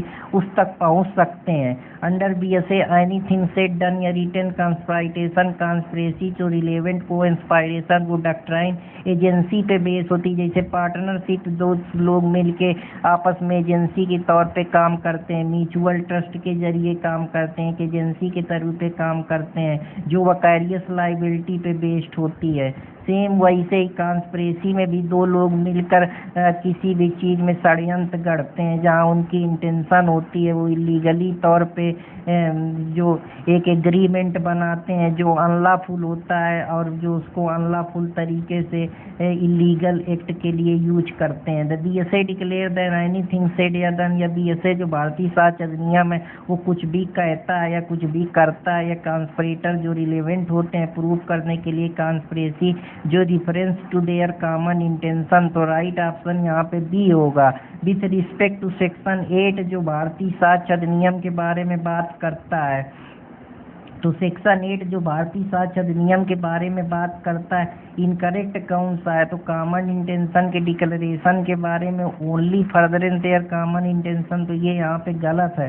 विच of the following as relevant under section 8, तो दो फैक्ट इंटरफियरेंस या कॉन्स्पिरेसी को ट्रेस करते हैं, कॉन्स्पिरेसी के बारे में बात करते हैं, या एनीथिंग रिटेन या डन या को कॉन्स्पिरेशन के बीच में होती है जो हम सेक्शन 3-5 में भारतीय न्याय संहिता में पढ़ते हैं। तो इस प्रकार से हम इसको समझ सकते हैं। तो राइट ऑप्शन यहाँ पे डी होगा।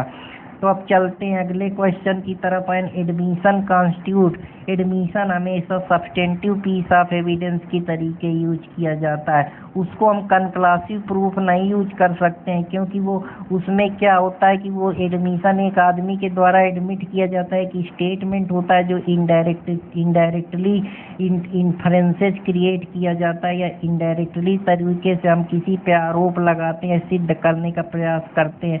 तो वो एक प्रकार से हो सकता है कि वो जो स्टेटमेंट बोल रहा है बाद में वो उस स्टेटमेंट से पलट जाए या वो इस स्टेटमेंट को न वो करे, तो वो स्टॉपेल की तरीके यूज हो सकता है जो पहले सेक्शन 31 में इंडियन एविडेंस में दिया था। अब सेक्शन 25 इसके बारे में बात करता है। तो जब मैं कभी इस पे डिटेल लेक्चर लाऊंगा तो मैं इसके बारे में बात करूंगा। स्टॉपेल जो हमारा 115 से 117 में इंडियन एविडेंस में दिया है, जहां हम एनीथिंग कुछ कहते हैं, कुछ बोलते हैं, कुछ डिक्लेयर करते हैं, जो आदमी उसको ट्रू मानता है और फिर वो उस चीज में जो उसने कहा है वो उससे बचता नहीं है या उसको पालन करता है, उसको बार बार अल्टर डाउन नहीं करता है कि अगर एक बार तुमने कह दिया कि जैसे वो है ना कि अगर एक बार जो मैंने कमेंट पास कर दी तो फिर मैं किसी दूसरे की नहीं सुनता, उस पर बंध जाता है। तो अगर आपने एक बार स्टेटमेंट दे दिया तो अब आप बार बार थोड़े बदलेंगे, लेकिन कुछ केसेस में हो सकता है आप मुकर जाएं, इसीलिए हम उसको स्टॉपेल की तरीके से देखते हैं। इसके जो मामले हैं वो आप जनरली बेलमेंट पे भी देखते हैं या जो हम कंसीडरेशन पढ़ते हैं वहाँ भी जो प्रॉमिसरी स्टॉपल की बात होती है तो ये कुछ मामले हैं जिनके बारे में मैं बात कर रहा हूँ। तो अब हम कन्फेशन की तरफ चलते हैं। तो कन्फेशन जो जनरली है भारतीय साक्ष्य अधिनियम का, उसके बारे में बात करता है। तो कन्फेशन जो है वो कहीं पे डिफाइन नहीं है, तो नन ऑफ द अबव जो राइट ऑप्शन होगा। ए ने बी से कहा that he finish Y for ever. अब अगर ए बी की फिनिश कर देगा, वाई को हमेशा के लिए मार देगा, तो ये क्या डायरेक्टली इनडायरेक्टली यही तो डायरेक्टली बता रहा है कि अगर उसने हमेशा के लिए ख़त्म कर दिया तो उसने कन्फेस कर लिया, उसने स्वीकृति दे दी, उसने क्राइम को एडमिट कर लिया। तो राइट ऑप्शन यहाँ पे बी होगा। अब कन्फेशन कास्ट बाई, जब कभी हम कन्फेशन हमेशा वायलेंटरी दिया जाता है बिना किसी दबाव के।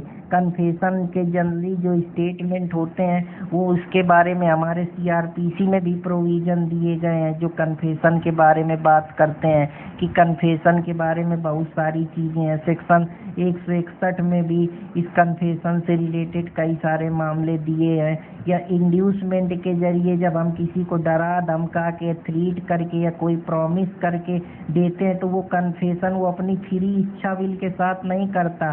जबकि सबसे बड़ी जो कन्फेशन की है कि उसको कोई दबाव न जाए बनाया जाए, उसके ऊपर कोई प्रेशर न किया जाए, वो वायलेंटरी उस चीज़ को करे, अपनी इच्छा से करे, उसको कोई ओथ ना दी जाए या उसके ऊपर कोई ज़बरदस्ती दबाव न बनाया जाए। तो ये सारे मामले हैं जो कहीं ना कहीं उसको बनाते हैं। लेकिन अगर हम इंड्यूसमेंट, थ्रीट या प्रॉमिस के जरिए तो वो इररिलेवेंट हो जाते हैं, क्योंकि कन्फेशन की पहली शर्त है कि वो वायलेंटरी होनी चाहिए और वो कन्फेशन देने के लिए बाध्य नहीं होना चाहिए। क्योंकि जो हमारा सेक्शन 20(3) का कॉन्स्टिट्यूशन का वो कहता है कि कोई भी जो अपराधी है विटनेस अपने खिलाफ से खुद से गवाही देने के लिए बाध्य नहीं किया जा सकता। उसमें कई सारे मामले हैं, जैसे उसमें बलसारा का केस है, कथिकल्लू का केस है, इसके बाद नंदी सप्तपति पीएल दानी का केस है। तो ये कुछ मामले हैं जिनके बारे में डायरेक्टली इनडायरेक्टली बात करते हैं। तो ये कुछ चीज़ें हैं जिनके बारे में बात करता हूँ। जब हालांकि इंड्यूसमेंट, थ्रीट और जो प्रोमिस है वो सेक्शन 22 भारतीय साक्ष्य अधिनियम है, जबकि सेक्शन 24 में पहले इंडियन एविडेंस में दिया था। तो अभी विच of the following is not mention in the ground, जो अभी नया सेक्शन 22 रेंडर किया गया है, कन्फेशन एक्यूज और पर्सन जो इरेलीवेंट है। अगर कोई इंड्यूसमेंट के जरिए, प्रॉमिस के जरिए या ट्रीट के जरिए इस प्रकार की चीज़ें करता है तो वो जो मामले होते हैं वो डिसीट के अंदर आते हैं। तो राइट ऑप्शन यहाँ पे सी होगा। जो डिसीट है वो नहीं मेंशन है, इंड्यूसमेंट मेंशन है, प्रॉमिस मेंशन है, ट्रीट मेंशन है। तो अब चलते हैं अगले क्वेश्चन की तरफ। एक राष्ट्रीय वुमन है जो असॉल्ट करती है और माल ट्रीटमेंट एक कन्फेशन बनाती है मर्डर की उसके मदर इन लॉ का विलेज पंचायत में। तो ये मर्डर जो है वो वायलेंटरी नहीं किया गया, ये वायलेंटरी कन्फेशन नहीं है। ये मर्डर जो है वो एक्स्ट्राऑर्डिनरी कन्फेशन है, या हम कह सकते हैं ये इनवायलेंटरी दिया गया है, अपनी स्वेच्छा से नहीं दिया। पंचायत के सामने हो सकता है उससे दबाव के जरिए, इंड्यूस के जरिए किया गया, तो ये इनएडमिसिबल है। तो राइट ऑप्शन यहाँ पे बी होगा। If a confession is made after the impress by inducement और थ्रीट कोर्जन के जरिए लिया जाता है तो इस प्रकार का जो कन्फेशन होता है वो जनरली इनएडमिसिबल होता है और ये सेक्शन 22 के फर्स्ट प्रोविजो में दिया गया है। तो राइट ऑप्शन यहाँ पे बी होगा। अगर कन्फेशन अदरवाइज रिलेवेंट है लेकिन इरिलेवेंट हो जाता है तो उसमें प्रॉमिस और सीक्रेसी करके तुम ऐसा बता दो हम तुमको ये पनिशमेंट नहीं देंगे, तुमको परेशान नहीं करेंगे, या तुमको इसका ये बेनिफिट मिलेगा, या तुमको अपराध में कम कर देंगे या सज़ा नहीं देंगे। तो जब इस प्रकार से किसी से कन्फेशन कराया जाता है तो सेकेंड प्रोविजो सेक्शन 22 जो है उसके बारे में बात करता है। तो राइट ऑप्शन यहाँ पे सेकेंड प्रोविजो सेक्शन 22 होगा। ये प्रॉमिस करता है person after committing crime confess करता है, अगर तुम उसके जरिए इंटॉक्सिकेटेड वे में कोई कमीशन करते हो तो वो जो कमीशन है वो रिलेवेंट हो जाता है। तो वो सेक्शन 22 के सेकेंड प्रोविजो में दिया है। तो राइट ऑप्शन यहाँ पे ए होगा। तो अब चलते हैं अगले क्वेश्चन की तरफ। द क्वेश्चन वेदर 11/1/2019 को ए कमिट करता है क्राइम मर्डर जयपुर में, जबकि जो वो वहाँ होता है तो उस समय वो शिमला में होता है। तो कुछ फैक्ट जो होते हैं वो प्ली ऑफ एलाबाई के होते हैं। प्ली ऑफ एलाबाई का मतलब होता है कि जो एक्यूज होता है वो वहाँ पे नहीं होता, वो कहीं और होता है, तो जो वो प्रोबेबिलिटी होती है वो कम हो जाती है। तो राइट ऑप्शन यहाँ पे हम कह सकते हैं कि कुछ फैक्ट जो कि रिलेवेंट नहीं होते हैं फिर भी रिलेवेंट बन जाते हैं, तो ये वो सिचुएशन में यूज की जाती है। तो ज़्यादा जानकारी के लिए चैनल से जुड़े रहें। कभी पीली या फेलाबाई पढ़ाएंगे तो इसको ज़्यादा बारे में डील करूँगा। ए जो है वो परचेज करता है मर्डर जो है वो बी का, ए एक्यूज करता है मर्डर बी का दोषी बाय पिस्टल और परचेज करता है 15 सितंबर को देहरादून में। लेकिन ये जो स्टेटमेंट है 15 सितंबर की देता है कि वो लखनऊ में नहीं था, न वो देहरादून में नहीं था, तो इससे प्रोबेबिलिटी कहीं ना कहीं घट जाती है कि जो वो फैक्ट बनाया जा रहा है वो इम्पोर्टेंट नहीं है लेकिन फिर भी इम्पोर्टेंट है। इसका मतलब क्या है कि जो दोषी है वो वहाँ नहीं मौजूद है, इसका मतलब उसने अपराध नहीं कमिट करा है, या वो अपने को मजबूत करने के लिए इस प्रकार के डिफेंस ले रहा है। तो इसीलिए प्ली या फेलाबाई जनरली अपनी केस को मजबूत करने के लिए एक्यूज की तरफ से ली जाती है। तो सेक्शन 9 जो है वो प्ली या फेलाबाई के बारे में बात करता है। प्ली या फेलाबाई जो एक्यूज की तरफ से इस्टेब्लिश की जाती है। तो राइट ऑप्शन यहाँ पे बी होगा। The question is whether the murder of X is committed by Y the fact Y produce the admissible slip. अगर वो हॉस्पिटल में इंडिकेट कर रहा है या उसकी डिसलोकेशन हिप बोन को कोई समस्या हो रही है और मर्डर कमिट हुआ है जबकि वो कह रहा है कि वो हॉस्पिटल में है और हॉस्पिटल में उसके बोन को डिसलोकेशन हुआ ही नहीं है, तो इसका मतलब है कि उसका मर्डर नहीं कमिट हुआ है क्योंकि वो हॉस्पिटल में है। तो ये अपने केस को मजबूत करने के लिए सेक्शन 9 का यूज कर सकता है। सेक्शन 9 जो है वो पर्सन अगर क्राइम के लिए चार्ज होता है तो वो प्ली या फेलाबाई का यूज कर सकता है। फैक्ट जो अदरवाइज रिलेवेंट होते हैं तो वो इनकंसिस्टेंट होते हैं, उनका संबंध कुछ है नहीं है। भाई वो एक शिमला में बैठा है एक देहरादून में है, कोई संबंध दूर दूर तक फैक्ट का नहीं है, फिर भी तो रिलेवेंसी शो कर रहा है कि वो एक्चुअली में नहीं है, फिर भी वो अगर वो चीज़ कमिट हो जा रही तो कहीं ना कहीं रिलेवेंसी है उसकी। तो जो सेकेंड थर्ड है वो इसके बारे में कि प्रोबेबिलिटी बन भी सकती है उस फैक्ट के एग्जिस्टेंस की और नहीं भी बन सकती, प्रोबेबिलिटी भी घटित हो सकती है। तो सेक्शन थर्ड और जो ऑप्शन बी और थर्ड है वो राइट ऑप्शन बनेंगे। इनके बारे में बहुत डिटेल से कभी समझाऊंगा, मौका मिलेगा तो कृपया चैनल के साथ जुड़े रहें और लाइक सब्सक्राइब करते रहें।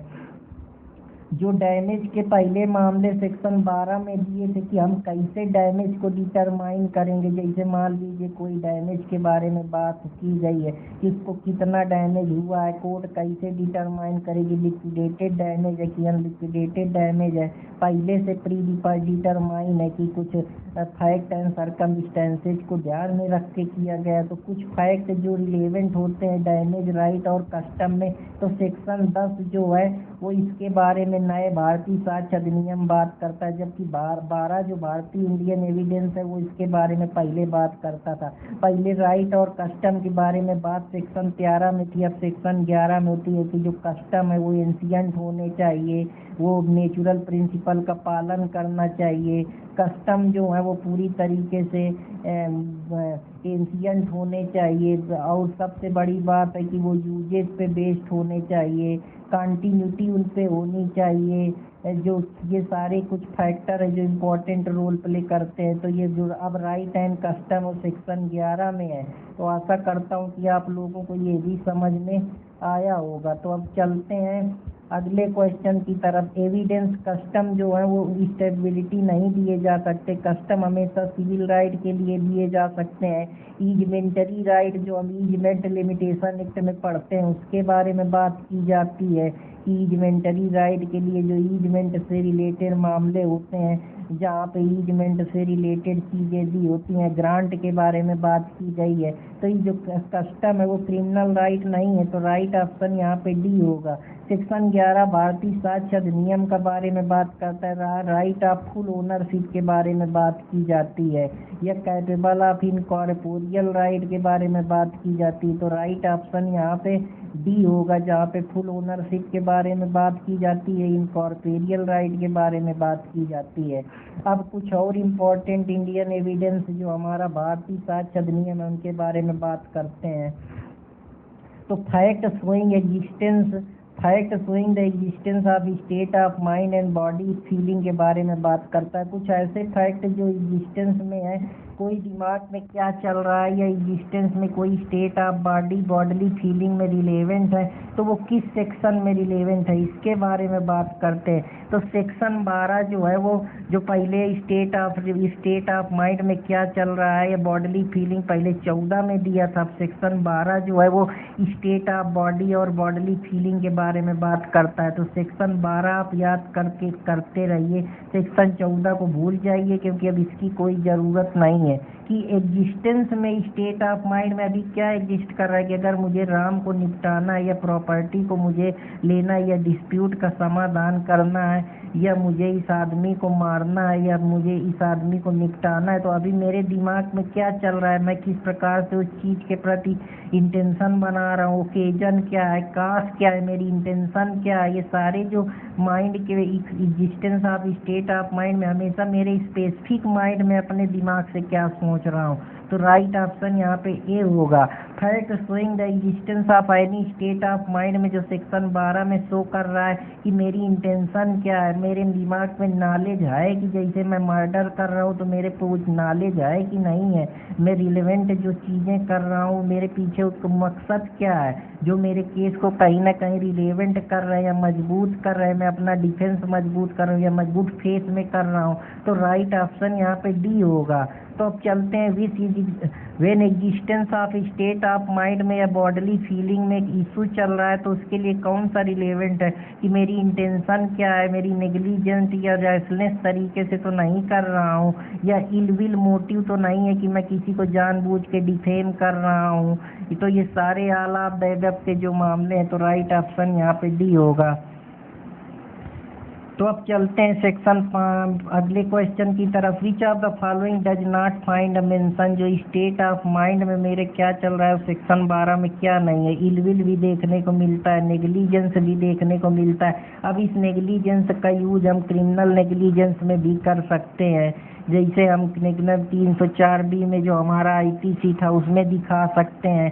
टार्ट के जो मामले हैं वहाँ भी हम रिलेवेंसी का यूज कर सकते हैं कि ये सिविल नेग्लिजेंस है कि क्रिमिनल नेग्लिजेंस है। जैसे इसमें जॉकब का केस है तो इम्पोर्टेंट रोल प्ले करता है कि ये मेडिकल नेग्लिजेंस है कि पब्लिक नेग्लिजेंस है कि रैश एंड ड्राइवरिंग का नेग्लिजेंस है। तो इस प्रकार से जो फैक्ट है, जो कड़ियाँ या जो इशू है इसको मजबूती देता है कि हम अपने दिमाग में क्या सोचते हैं, लेकिन मोटिव जो है वो मेंशन नहीं है स्टेट ऑफ माइंड में सेक्शन 12 में। तो राइट ऑप्शन यहाँ पे बी होगा। ए एक्यूज है, डिफेम कर रहा है बी को, तो डिफेम कर रहा है तो इंटेंशन को प्रूव करने का प्रयास कर रहा है, उसके दिमाग में उसके खिलाफ इलविल भरा है, मोटिव जो है उसका पहले से उसके दिमाग में जो है इलविल मोटिव भरा है या उसके दिमाग में पूरी तरीके से रेपुटेशन को खराब करने का जो इम्पिट्यूशन के मामले हैं जो अभी भारतीय साक्ष्य अधिनियम है या भारतीय न्याय संहिता उसमें 357 में डिफेमेशन की बात करी गई, जबकि 499 500 में IPC की बात की गई है। तो under which on following section of previous conviction के बारे में जो पहले अभी जो सेक्शन 298 CRPC में भी दिया था, अभी एक्सप्लेनेशन 2 और सेक्शन 12 में जो दिया गया या इनहांसमेंट ऑफ पनिशमेंट की बात सेक्शन 75 में दी गई है IPC में, वो भी इसी चीज़ के बारे में बात करता है। तो एक्सप्लेनेशन सेक्शन 12 में एक्सप्लेनेशन 2 है कि वो प्रीवियस कन्विक्ट हुआ है तो प्रीवियसली कन्विक्ट में उसका मोटिव क्या रहा है, उसकी इंटेंशन क्या रही है, उसका जो बिहेवियर है वो कैसा रहा है। ये सारे फैक्टर है जो इम्पोर्टेंट रोल प्ले करते हैं। तो आशा करता हूँ कि आप लोगों को ये भी समझ में आया होगा। अब चलते हैं अगले क्वेश्चन की तरफ। ए जो है वो एक्यूज है रिसीविंग स्टोलन प्रॉपर्टी की, उसको मालूम है कि जो एक्यूज है वो स्टोलन प्रॉपर्टी लेकर आ रहा है। तो अगर वो स्टोलन प्रॉपर्टी लेकर आया तो प्रॉपर्टी स्टोलन है, इससे ये पता चल रहा है कि उसने चोरी करा है। तो 378 में हम इसको IPC में दिखा सकते हैं, जबकि इसको हम 303 या 305 में है भारतीय जो हमारा न्याय संहिता है उसमें दिखा सकते हैं। 310 में CRPC में है रिचुअल अफेंडर अगर इस प्रकार की चीज़ें करता है, या जो एग्जिस्टेंस के मामले हैं या कुछ चीज़ों में कोर्ट प्रज्यूम करती है कि एग्जिस्ट करते हैं। 114 में ए में जो प्रजम्पशन दिए गए हैं, तो ये कुछ इंटरलिंकेज है जिसको हम एक तरीके से जोड़ सकते हैं। सेक्शन 12 जो भारतीय साक्ष्य अधिनियम के बारे में बात करता है। तो अंडर सेक्शन 12 जो भारतीय साक्ष्य अधिनियम के बारे में बात करता है वो रिलेवेंट होता है। तो इसके बारे में बात करते हैं, अगर कोई फैक्ट शोइंग कर रहा है स्टेट ऑफ माइंड के बारे में, या फैक्ट शोइंग कर रहा है स्टेट ऑफ बॉडी के बारे में, या कोई बॉडली स्टेट में क्या चल रहा है, तो ये जो इम्पोर्टेंट चीज़ है, मैं अभी स्टेट ऑफ माइंड में केस सोच रहा हूँ, स्टेट ऑफ बॉडी मेरा कितना इंजरी क्रिएट हुआ है, कितनी सीरियस इंजरी कास हुई है, या बॉडली में कितना किस प्रकार से फील कर रहा हूँ, मुझको कितना हर्ट कास हुआ है या ग्रीवियस हर्ट तो नहीं कास हुआ है। तो आप इस तरीके से सेक्शन 320 आईपीसी में इसको इंटरलिंक कर सकते हैं। तो राइट ऑप्शन यहाँ पे डी होगा। ए ट्राइट करता है मर्डर के लिए, इंटेंशनली शूट कर देता है उसको, तो अदर ओकेजन में क्या इम्पोर्टेंट ओकेजन में उसने मारा है, तो ये रिलेवेंट शो करता है कि अदर ओकेजन में मारा है। इसका मतलब उसकी इंटेंशन दिखा रहा है कि वो शूट करना चाहता है बी को। तो राइट ऑप्शन यहाँ पे ए होगा। A tried for the murder of B, A कोशिश करता है कि वो बी का मर्डर कर दे, तो इंटेंशनली वो शूट करता है कि वो उसको डेथ कास कर दे। तो इस प्रकार के ट्रायल में जो इररिलेवेंट फैक्ट के बारे में बात की गई है, जो अगर वो पहले भी उसकी हैबिट रही है मर्डर करने की, तो ये इररिलेवेंट रही होगी, लेकिन इसका ये मतलब थोड़े है कि उसमें कोई कड़ियाँ जुड़ रही या कोई फैक्ट को मजबूती प्रोवाइड कर रहा है। तो राइट ऑप्शन यहाँ पे ए होगा। तो अब अगले क्वेश्चन की तरफ चलता हूँ। ए जो है वो सी करता है बी को, प्रोडेंटली रिप्रेजेंट करता है कि वो सॉल्वेंट है, जबकि बी जो है वो ट्रस्ट सी के खिलाफ रखता है। तो अगर ए रिप्रेजेंट करता है सी को सॉल्वेंट की तरह से, जबकि वो नाइबर उसको डीलिंग करता है, तो ये रिलेवेंट है, क्योंकि ये रिप्रेजेंटेशन उसका गुड फेथ में रिलेवेंट शो कर रहा है। तो राइट ऑप्शन यहाँ पे ए होगा।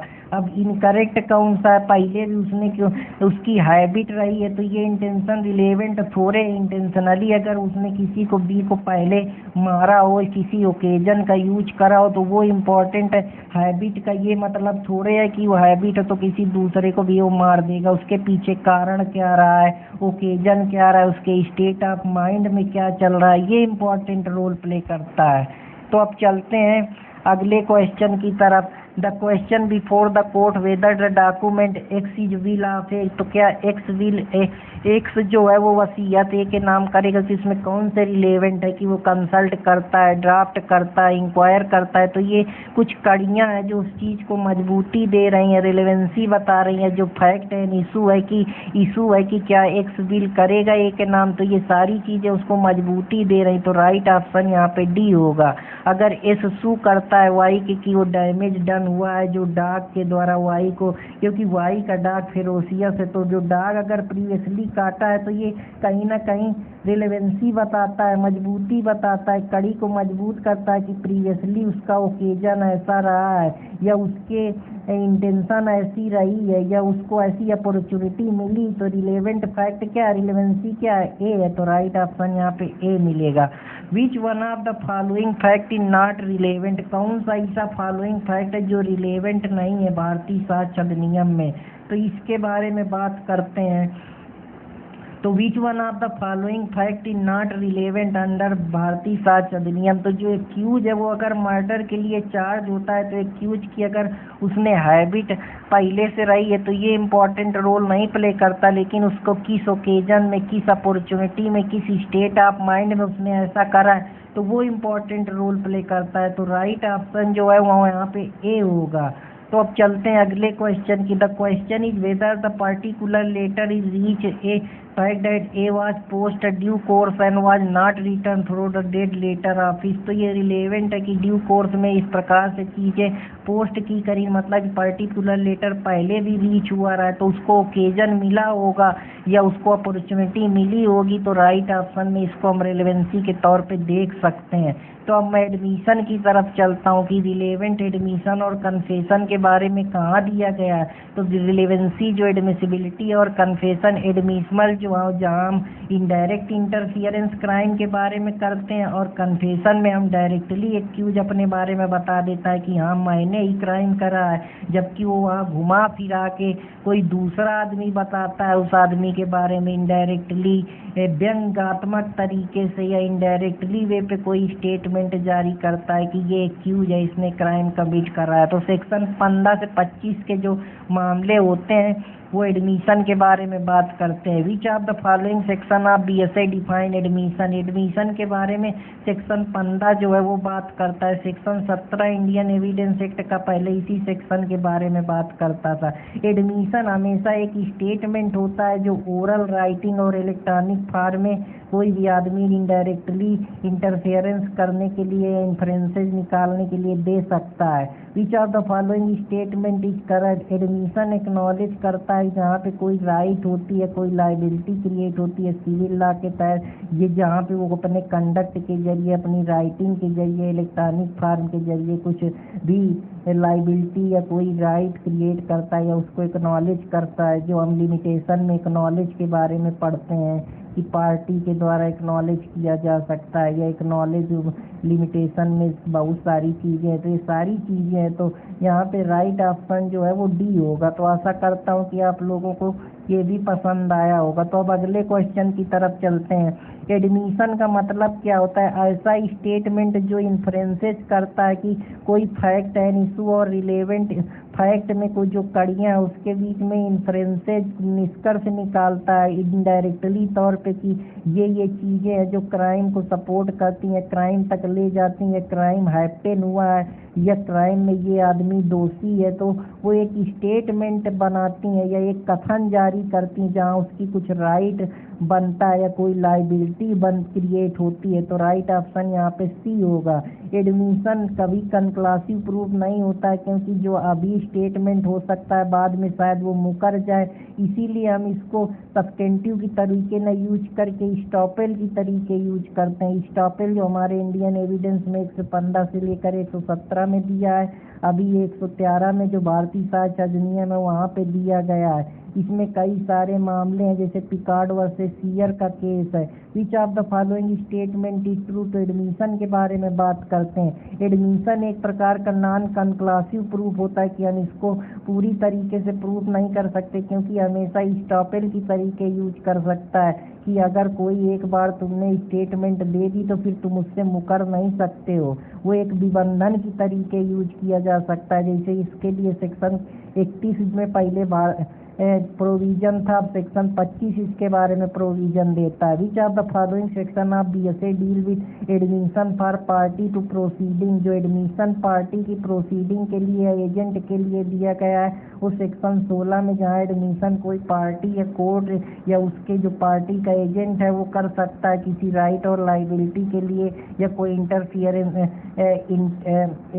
निकालने के लिए, इन्फ्रेंस निकालने के लिए। तो सेक्शन 16 इसके बारे में बात करता है। Which of the following section of BSA deal with admission of person whose position must be prove.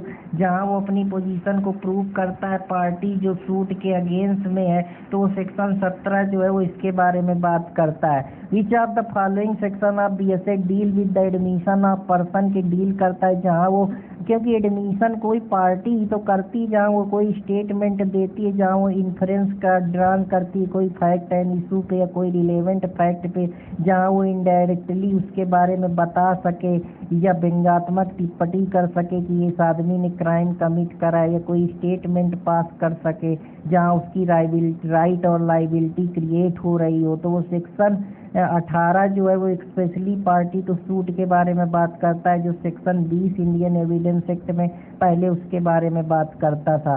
तो statement made by agent to any party to proceeding are admissible if the court regard under circumstances of case में, अगर agent specially या implicitly authorise करता है कोई चीज़ के लिए तो हम उसको इस श्रेणी पे रख सकते हैं। एडमिशन अगर बीएसए के अकॉर्डिंग तो उसके लिए एडमिशन अगर पर्सन को रिफर किया जा सकता है या कोई एजेंट पार्टी का जो एथोराइज है उस काम के स्टेटमेंट के लिए, या जहाँ पर्सन की लाइबिलिटी बन रही है उसको प्रूव करे। अब जैसे कोई रेंट का मामला है तो वो कह रहा है ए बी से ले ले, बी कह रहा है मैंने सी को ऑलरेडी दे दिया, तब उसकी लाइबिलिटी बन रही है कि वो स्टेटमेंट जारी करे, उसमें इंफ्रेंस क्रिएट करे, उसके बारे में राइट्स और लाइबिलिटी के बारे में बताए, या उसका कोई इंटरेस्ट छुपा है या कोई सब्जेक्ट मैटर है जिस पे कुछ बात अड़ रही है तो वो अपना स्टेटमेंट जारी करे, तभी तो वो इंफ्रेंस क्रिएट कर पाएगा या उससे उसको कुछ उसकी लाइबिलिटी बनेगी या कुछ वो प्रूफ कर पाएगा या उस काम के लिए अथराइज होगा। तो 1 2 3 4 राइट ऑप्शन यहाँ पे ए होगा। तो अब चलते हैं अगले क्वेश्चन की तरफ। तो अगला क्वेश्चन आप लोगों के सामने है कि which of the respect to admission choose the true statement. तो एडमिशन हमेशा एजेंट ऑफ पार्टी जो एथराइज है स्पेशली उस काम के लिए वही कर सकता है। अब ऐसा थोड़े है कि मैटर मेरा है, मेरा राइट फंस रहा है, मेरा इंटरेस्ट फंस रहा है, मैं उस काम के एथराइज हूँ करने के लिए और चौथा आदमी आके स्टेटमेंट दे रहा है तो उसकी थोड़ी कोई रिलेवेंसी बनेगी। वो फैक्ट एंड इशू में थोड़े इंपॉर्टेंट रोल प्ले करेगा, वो एडमिसिबिलिटी थोड़े बेहतर करेगा, उसमें थोड़े कंक्लूजन या लॉजिक सपोर्ट बनेगा या मजबूती प्रदान करेगा या उसका कोई रिलेवेंस रहेगा किसी एविडेंस को प्रूव करने पे या एक्यूज को गिल्टी ठहराने पे या प्रोसिक्यूशन केस को मजबूत करने पे। तो इस वजह से जो राइट ऑप्शन होगा वो स्पेशली या जो एडमिसिबल होगा जो कैरेक्टर है कोई या जो उसका प्रतिनिधित्व कर रहा है, जैसे कोई अटॉर्नी होते हैं जैसे सेक्शन 50 में जो हमारा सीपीसी में दिया है। तो ये कुछ मामले होते हैं जहाँ पे कुछ मामले होते हैं जिनके बारे में सारी चीज़ें दी होती हैं, या पावर ऑफ अटॉर्नी के मामले होते हैं जो कैरेक्टर होता है या रिप्रेजेंट कर रहा होता है किसी बिल को या कोई एग्जीक्यूशन के समय जब बिल क्रिएट की जाती है तो एग्जीक्यूटर होते हैं। तो इस प्रकार से अगर वो कोई भी स्टेटमेंट देते हैं तो वो सारी चीज़ें उसके अंदर आती हैं। तो यही है कि फर्स्ट और सेकेंड जो स्टेटमेंट है, थर्ड वो चीज़ें तो सही हैं, लेकिन हमेशा अकेले एथराइज स्पेशली ओनली नहीं होगा, कोई और भी एथराइज है वो भी कर सकता है। इसलिए जो यहाँ पे वो सेकेंड स्टेटमेंट इनकरेक्ट है।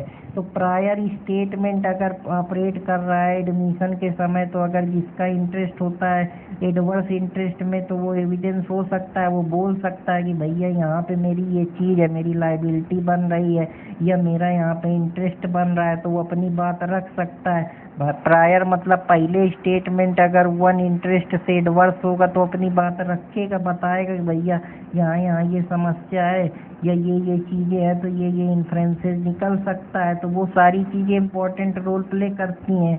Under the provision of BSA admission और कन्फेशन अलग चीज़ है। जो कन्फेशन है वो डायरेक्टली क्राइम के बारे में बताता है, जबकि एडमिशन है जो इनडायरेक्टली बात करता है।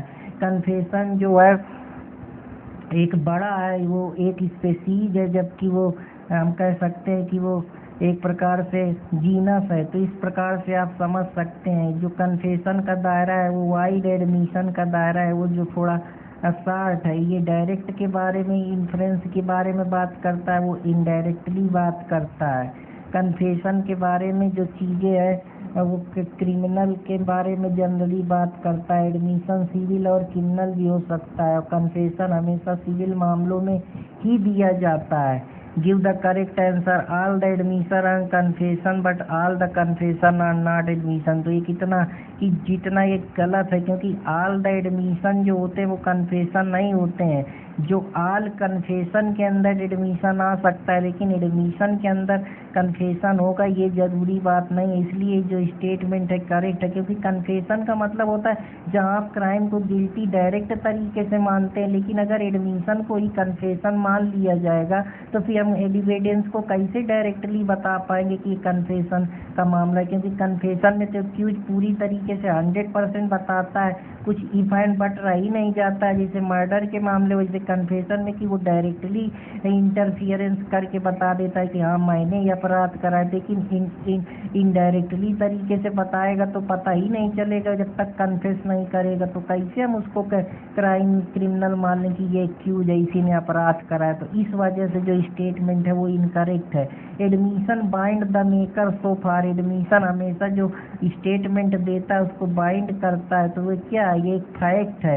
एविडेंसरी वैल्यू हमेशा एडमिशन की स्टॉपल के तरीके होती है कि हाँ ये एक विमंदन है, इसको वो स्टॉपल के तरीके यूज कर सकता है कि जो इससे स्टेटमेंट दिया है अब उससे मुकरेगा नहीं। अब ऐसा नहीं है कि बार बार तुम अभी कोई स्टेटमेंट पास कर रहे हो बाद में इंटरेस्ट आ जाए, कोई लाइबिलिटी क्रिएट हो जाए तो तुम मुकर जाओ, तो फिर वो मजबूती कहाँ देगा, फिर वो तुम्हारे इंटरफियरेंस की कोई वैल्यू थोड़े रह जाएगी। जो तुम इनडायरेक्टली इंटरफियरेंस कर रहे हो या स्टेटमेंट दे रहे हो रिटेन या ओरल या इलेक्ट्रॉनिक फॉर्म में, उसकी कोई वैल्यू थोड़े रह जाएगी।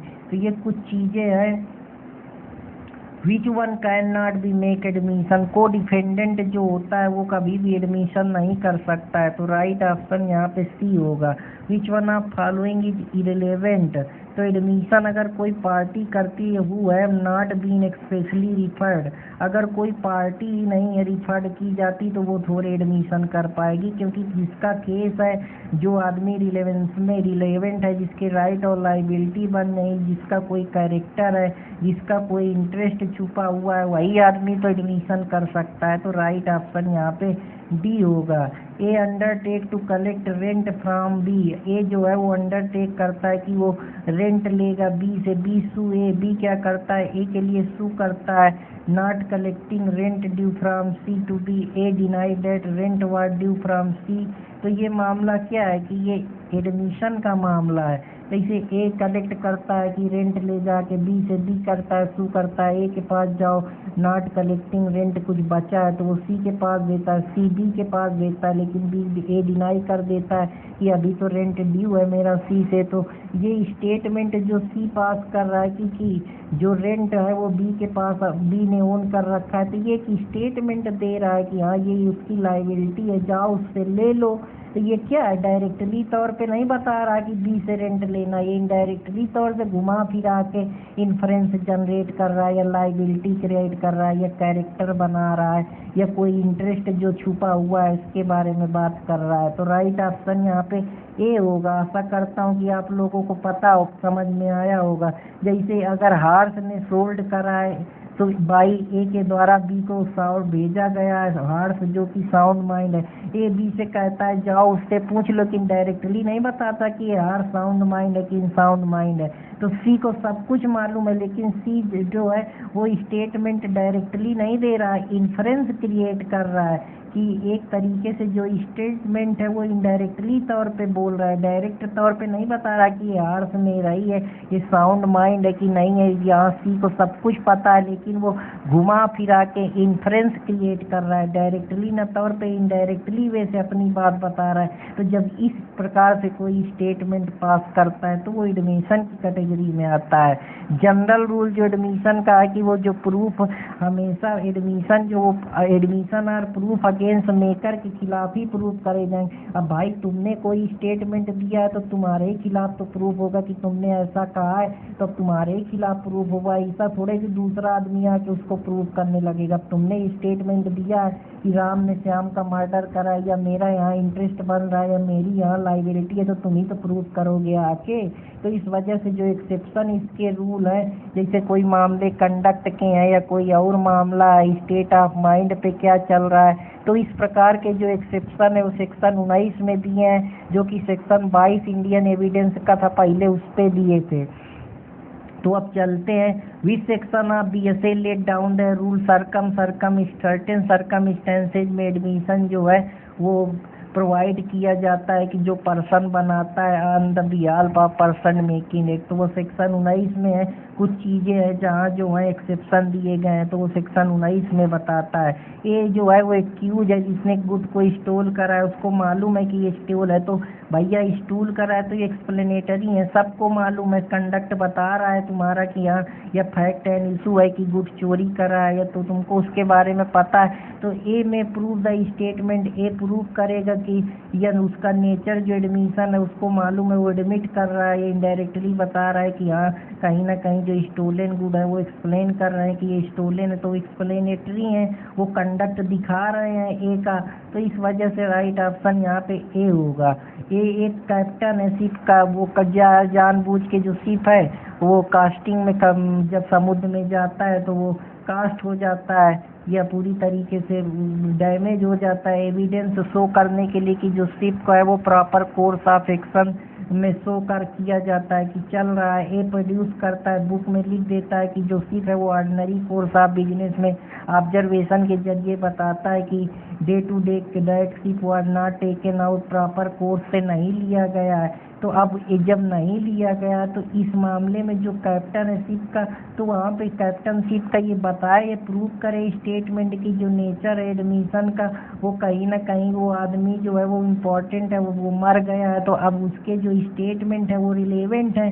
वो आदमी भले नहीं है जिसकी ऑर्डिनरी कोर्स पे या डिस्कस हो गई है या उसको इनकेपेबल है एविडेंस के लिए, या एविडेंस के तौर पे वो कोर्ट के सामने नहीं लाया जा सकता, या कुछ ऐसे एविडेंस होते हैं सीआरपीसी में जो उसके बिना एविडेंस दिए भी वो इम्पोर्टेंट रोल प्ले करते हैं, या उनकी एविडेंसरी वैल्यू इम्पोर्टेंस रोल प्ले करती है। जैसे ए डेथ हो गया तो वो एडमिसिबल है कि प्रेक्योर जो एविडेंस है उनको नहीं लाया जा सकता, या उसकी रिलेवेंसी है, क्योंकि वो जब मरता है तो ऐसा कहा जाता है कि वो कभी झूठ नहीं बोलेगा। तो वो जो डाइंग डिक्लेरेशन का मामला है वो यहाँ डायरेक्टली या इनडायरेक्टली फंस रहा है, जो सेक्शन 26B के भारतीय साक्ष्य अधिनियम में है। तो राइट ऑप्शन यहाँ पे ए होगा। इस सारी चीज़ों के बारे में मैं बात करूँगा, तो आशा करता हूँ कि आप लोगों को ये समझ में आया होगा।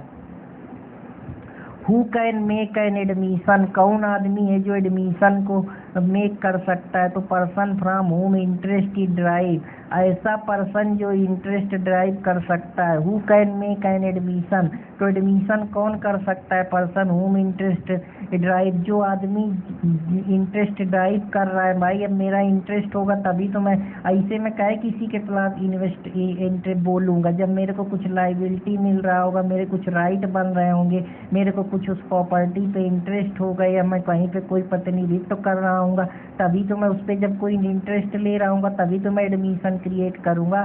इनडायरेक्टली तरीके से कोई स्टेटमेंट पास करूँगा, ओरली तरीके से, इलेक्ट्रॉनिक फॉर्म के तरीके से। तो राइट ऑप्शन यहाँ पे ए होगा। आशा करता हूँ कि आप लोगों को ये भी पसंद आया होगा। With respect to admission under Bharatiya Sakshya Adhiniyam, choose the true statement about the proposition.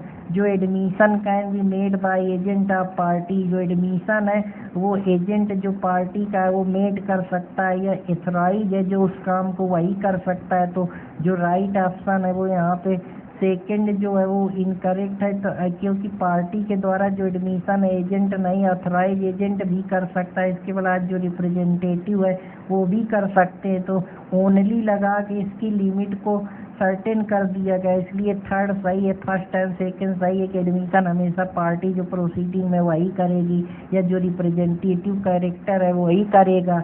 तो prior statement when appraise at admission, तो प्रायर स्टेटमेंट जिसका इंटरेस्ट एडवर्सली है वो एविडेंस दे सकता है कि भैया यहाँ पे ये चीज़ गलत है, तो अब एविडेंस देगा, अगर प्रूफ कर देगा तो वो बात मानी जाएगी, वो रिलेवेंसी में शो करेगी, वो जो फैक्ट एंड इशू है वो रिलेवेंट फैक्ट बन जाएगी। वो रिलेवेंट चीज़ जैसे स्टेट ऑफ माइंड में क्या है, या प्रायर स्टेटमेंट में जो एडवर्स वन इंटरेस्ट है उसको शो करेगा, तो वो एविडेंस को और मजबूती मिलेगी। वो कहीं ना कहीं इनडायरेक्टली तरीके से अपनी बात को स्टेटमेंट के जरिए बताएगा, तो कहीं ना कहीं वो एडमिशन के तरीके उसका जो स्टेटमेंट है उसको ऑपरेट करा जाएगा, वो स्टॉपल की तरीके माना जाएगा कि अगर उसने एक बार वो स्टेटमेंट दे दिया तो वो निबंधन की तरीके काम कर सकता है। Under the provision of Bharatiya Sakshya अधिनियम, एडमिशन और कन्फेशन दोनों अलग हैं। एडमिशन हमेशा इन्फ्रेंसेस क्रिएट करता है, जबकि कन्फेशन डायरेक्ट गिल्टी के बारे में बताता है। एडमिशन छोटा चीज़ है जबकि कन्फेशन उसका बड़ा पार्ट है।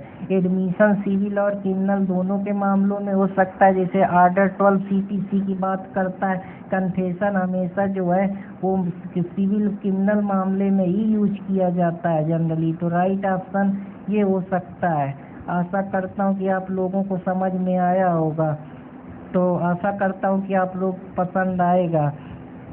एडमिशन जो है वो मेकर जो एडमिशन दे रहा है या मेकर बना रहा है वो बाइंड करता है कि वो फैक्ट से संबंधित, हमेशा जो एविडेंसरी एडमिशन जो दे रहे हैं उसकी एविडेंसरी साक्षिक वैल्यू कितनी है, तो वो हमेशा कि वो जो आदमी स्टेटमेंट दे रहा है उससे मुकरे ना, उसमें कितनी मजबूती है, वो कितना जो स्टेटमेंट दे रहा है उसको स्टॉपल की तरीके से जो एक्ट है या जो डिक्लेरेशन है उसका, या जो उसका बिलीफ है, या जो एग्जिस्टेंस फैक्ट है वो ट्रू है और वो उस पर कुछ अब हटना नहीं चाहता है, पूरी तरीके से वो जो उसने बोल दिया है अब वो पूरी तरीके से कंफर्म हो गया है। तो इसलिए हम उसकी जो एविडेंसरी वैल्यू हम उसको स्टापल की तरीके से देखते हैं जो सेक्शन 25 में भारतीय साक्ष्य अधिनियम के अंतर्गत आता है। तो अब चलते हैं हम अगले क्वेश्चन में। Which one can not make admission? Admission हमेशा को डिफेंडेंट नहीं बना सकता है। इरिलेवेंट कौन होता है? अगर एडमिशन कोई भी जो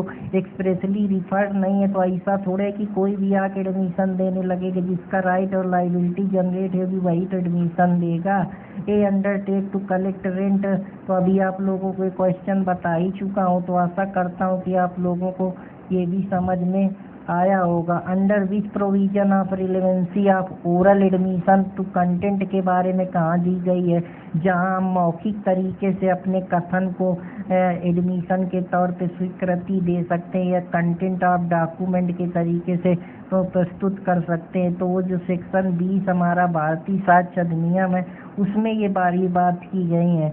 ओरल एडमिशन को हम कंटेंट की तरीके डॉक्यूमेंट पे यूज कर सकते हैं अगर हम पार्टी प्रपोज कर रही है, अब उसको प्रूव कर रही है, शो कर रही है कि वो सेकेंडरी एविडेंस के लिए इंटाइटल है, या जो डॉक्यूमेंट इलेक्ट्रॉनिक रिकॉर्ड में है वो जेन्युइन तरीके से प्रोड्यूस किया गया है क्वेश्चन के तरीके से। तो जब ये दो मामले बनते हैं बोथ ए एंड बी, तो राइट ऑप्शन यहाँ पे सी होगा। कौन कौन सा ऐसा क्रिमिनल सिविल मैटर है जहाँ जो एविडेंस के ऊपर डील करते हैं? तो सेक्शन 21 जो है वो भारतीय साक्ष्य अधिनियम का सिविल मैटर के बारे में बात करता है। Which one of following section does not deal in criminal matter? एक ऐसा सेक्शन है सेक्शन 21 जो क्रिमिनल मैटर की बात नहीं करता है। सेक्शन 21 जो है भारतीय साक्ष्य अधिनियम का वो डील करता है relevancy of admission in civil cases. Section 21 जो भारतीय साक्ष्य अधिनियम के बारे में डील करता है वो relevancy of admission in civil cases के बारे में बात करता है। तो राइट ऑप्शन यहाँ पे सेक्शन 21 जो है वो एडमिशन कोई भी जहाँ पे रिलेवेंसी ऑफ एडमिशन की बात होती है सिविल केसेस, तो राइट ऑप्शन यहाँ पे ए होगा। When a person make admission, मान लीजिए कोई पर्सन एडमिशन करता है किसी भी कंडीशन पे जो एविडेंस है कि it shall not be given और उसको it can not be prove, जो इसने दिया है वो उसको प्रूव नहीं करेगा, तो वो सिविल मामले में सेक्शन 21 में उसके बारे में दिया गया। अगर कोई भी आदमी कम्युनिकेशन बनाता है बिना किसी प्रेजुडाइज के तो वो सेक्शन 21 में भारतीय साक्ष्य अधिनियम में उसके बारे में दिया गया, जबकि सेक्शन 23 इंडियन एविडेंस में इसके बारे में पहले बात की जा चुकी है। जो वर्ड बैरिस्टर है या प्लीडर है या अटॉर्नी है या वकील है जो एक्सप्लेनेशन 23 में इंडियन एविडेंस में है वो रिप्लेस कर दिया गया भारतीय साक्ष्य अधिनियम में, उसकी जगह अब एडवोकेट टर्म को डाला गया है। तो राइट ऑप्शन यहाँ पे बी होगा। प्रोपोजिशन जो भारतीय साक्ष्य अधिनियम का है कि स्टेटमेंट एक जीनियस होता है जबकि एडमिशन उसका स्पेसीज होता है, कन्फेशन एक सब स्पेसीज है। तो अगर स्टेटमेंट और एडमिशन स्पेसीज है, कन्फेशन उसका सब स्पेसीज है, तो पहला तो सही है कि स्टेटमेंट जीनस है, एडमिशन उसकी स्पेसीज है, लेकिन कन्फेशन उसका सब स्पेसीज है। स्टेटमेंट जो एडमिशन है वो स्पेसीज है, कन्फेशन सब स्पेसीज है, लेकिन स्टेटमेंट और एडमिशन जीनस है, कन्फेशन स्पेसीज है, ये गलत है। तो राइट ऑप्शन यहाँ पे आप लोगों को ए है। तो अब चलता हूँ अगले क्वेश्चन की तरफ। तो अगला क्वेश्चन है एडमिशन कंस्टिट्यूट, एडमिशन हमेशा सब्सटेंटिव पार्ट ऑफ एविडेंस की तरीके यूज किया जाता है। उसका जो है कि उसको स्टॉपल की तरीके हम ले सकते हैं, उसको अलग कोरोबरेशन की जरूरत पड़ती है। तो राइट ऑप्शन यहाँ पे ए होगा। Which section of the SA provide that admission are not conclusive proof, कि उसके लिए वो कंक्लूसिव नहीं है, उसको कोरोबरेशन की जरूरत है। अगर कोई आदमी ने एक बार कोई स्टेटमेंट पास कर दिया तो अब उस पर मुकर नहीं सकता, अगर मुकरता है तो वो स्टॉपल के अंदर वो उसके अंदर निबंधन लगाता है, जैसे सेक्शन 25 है जो राइट ऑप्शन है, जबकि सेक्शन 31 जो पहले इसके बारे में बात करता था। तो अब हम कन्फेशन के बारे में समझते हैं। कन्फेशन का मतलब होता है जब एक्यूज ने कोई क्राइम करा है और वो पुलिस के सामने उसको कबूल करता है या डायरेक्टली उसको कन्फेस करने की बात करता है। तो राइट ऑप्शन यहाँ पे जो है, हालांकि ये डिफाइन कहीं नहीं है, तो नन ऑफ द एबीएस जो राइट ऑप्शन वहाँ पे डी होगा। A say to B, A ने B से कहा that he has finished his wife forever। अगर A ने B से कहा तो वो कह रहा है कि मैंने अपनी वाइफ को हमेशा मारते, उसने डायरेक्टली बता दिया कि मैंने मार दी, तो मतलब मैंने मर्डर कर दिया, तो मैं डायरेक्टली स्टेटमेंट पास कर दे रहा हूँ, उस पर कोई इन्फ्रेंस नहीं क्रिएट कर रहा हूँ। डायरेक्टली तौर पे 100% मैंने अपनी तरफ से कन्फेस कर दिया, या मैं डायरेक्ट गिल्टी उस चीज़ का हूँ, तो स्टेटमेंट कन्फेशन के अंदर आता है। अगर कोई कन्फेशन इंड्यूसमेंट के जरिए, डरा धमका के, थ्रीट के जरिए, प्रॉमिस के जरिए किया जाता है, जैसे एविडेंस में सेक्शन 23, 24, 25 में पहले जो मामले होते थे या 27 में होते थे इस प्रकार के कि कोई चीज़ मिले एविडेंस में, जैसे कश्मीरा सिंह का केस है, उपाध्याय का केस है, तो ये सारे मामले इंड्यूसमेंट थ्रीट से रिलेटेड थे। अभी जो अगर कोई कन्फेशन इंड्यूसमेंट या थ्रीट प्रॉमिस के जरिए काफ होता है, या वो दबाव में प्रॉमिस के जरिए, सिक्रेसी के जरिए वायलेंटरी नहीं लिया जाता है, या वो जानबूझ के बिना ओथ के किया जाता है, तो सेक्शन 22 ऑफ भारतीय साक्ष्य अधिनियम में वो ऑफेंस की कैटेगरी में आता है। तो राइट ऑप्शन यहाँ पे 22 होगा, जबकि इंड्यूसमेंट, थ्रीट और प्रॉमिस सेक्शन 24 इंडियन एविडेंस में था, लेकिन सेक्शन 22 में जो भारतीय साक्ष्य अधिनियम है वो इसके बारे में बात करता है। Which one of the following is not mention as ground. Count जो है वो मेंशन नहीं है ग्राउंड में सेक्शन 22 के। तो डिसीज जो है, डिसीट शब्द जो है वो एक्यूज के उसमें इररिलेवेंट है। प्रॉमिस, थ्रीट, इंड्यूसमेंट इसके बारे में बात करता है। एरास्टिक, तो ये सारी चीज़ों के बारे में मैं आप लोगों को ऑलरेडी बता चुका हूँ। तो आशा करता हूँ कि आपको ये टॉपिक समझ में आया होगा, ये सीरीज समझ में आई होगी, और समझ में आई तो कृपया चैनल को लाइक, सब्सक्राइब करते रहें, अपने दोस्तों को शेयर करते रहें, और ज़्यादा से ज़्यादा सपोर्ट करते रहें, जिससे मैं आप लोगों को ऐसे अच्छे अच्छे MCQ लाता रहूँ और आपकी प्रिपरेशन को एक बेहतरीन तैयारी आप भी कर सकें और आपका हौसला बढ़ता रहे, अपने दोस्त अर्पित कुमार इलाहाबादिया के साथ जुड़े रहें। तो जय हिंद दोस्तों, जय भारत। फिर मिलते हैं, तब तक के लिए नमस्कार। पढ़ते रहें, हंसते रहें, मुस्कुराते रहें और मेरे साथ जुड़े रहें।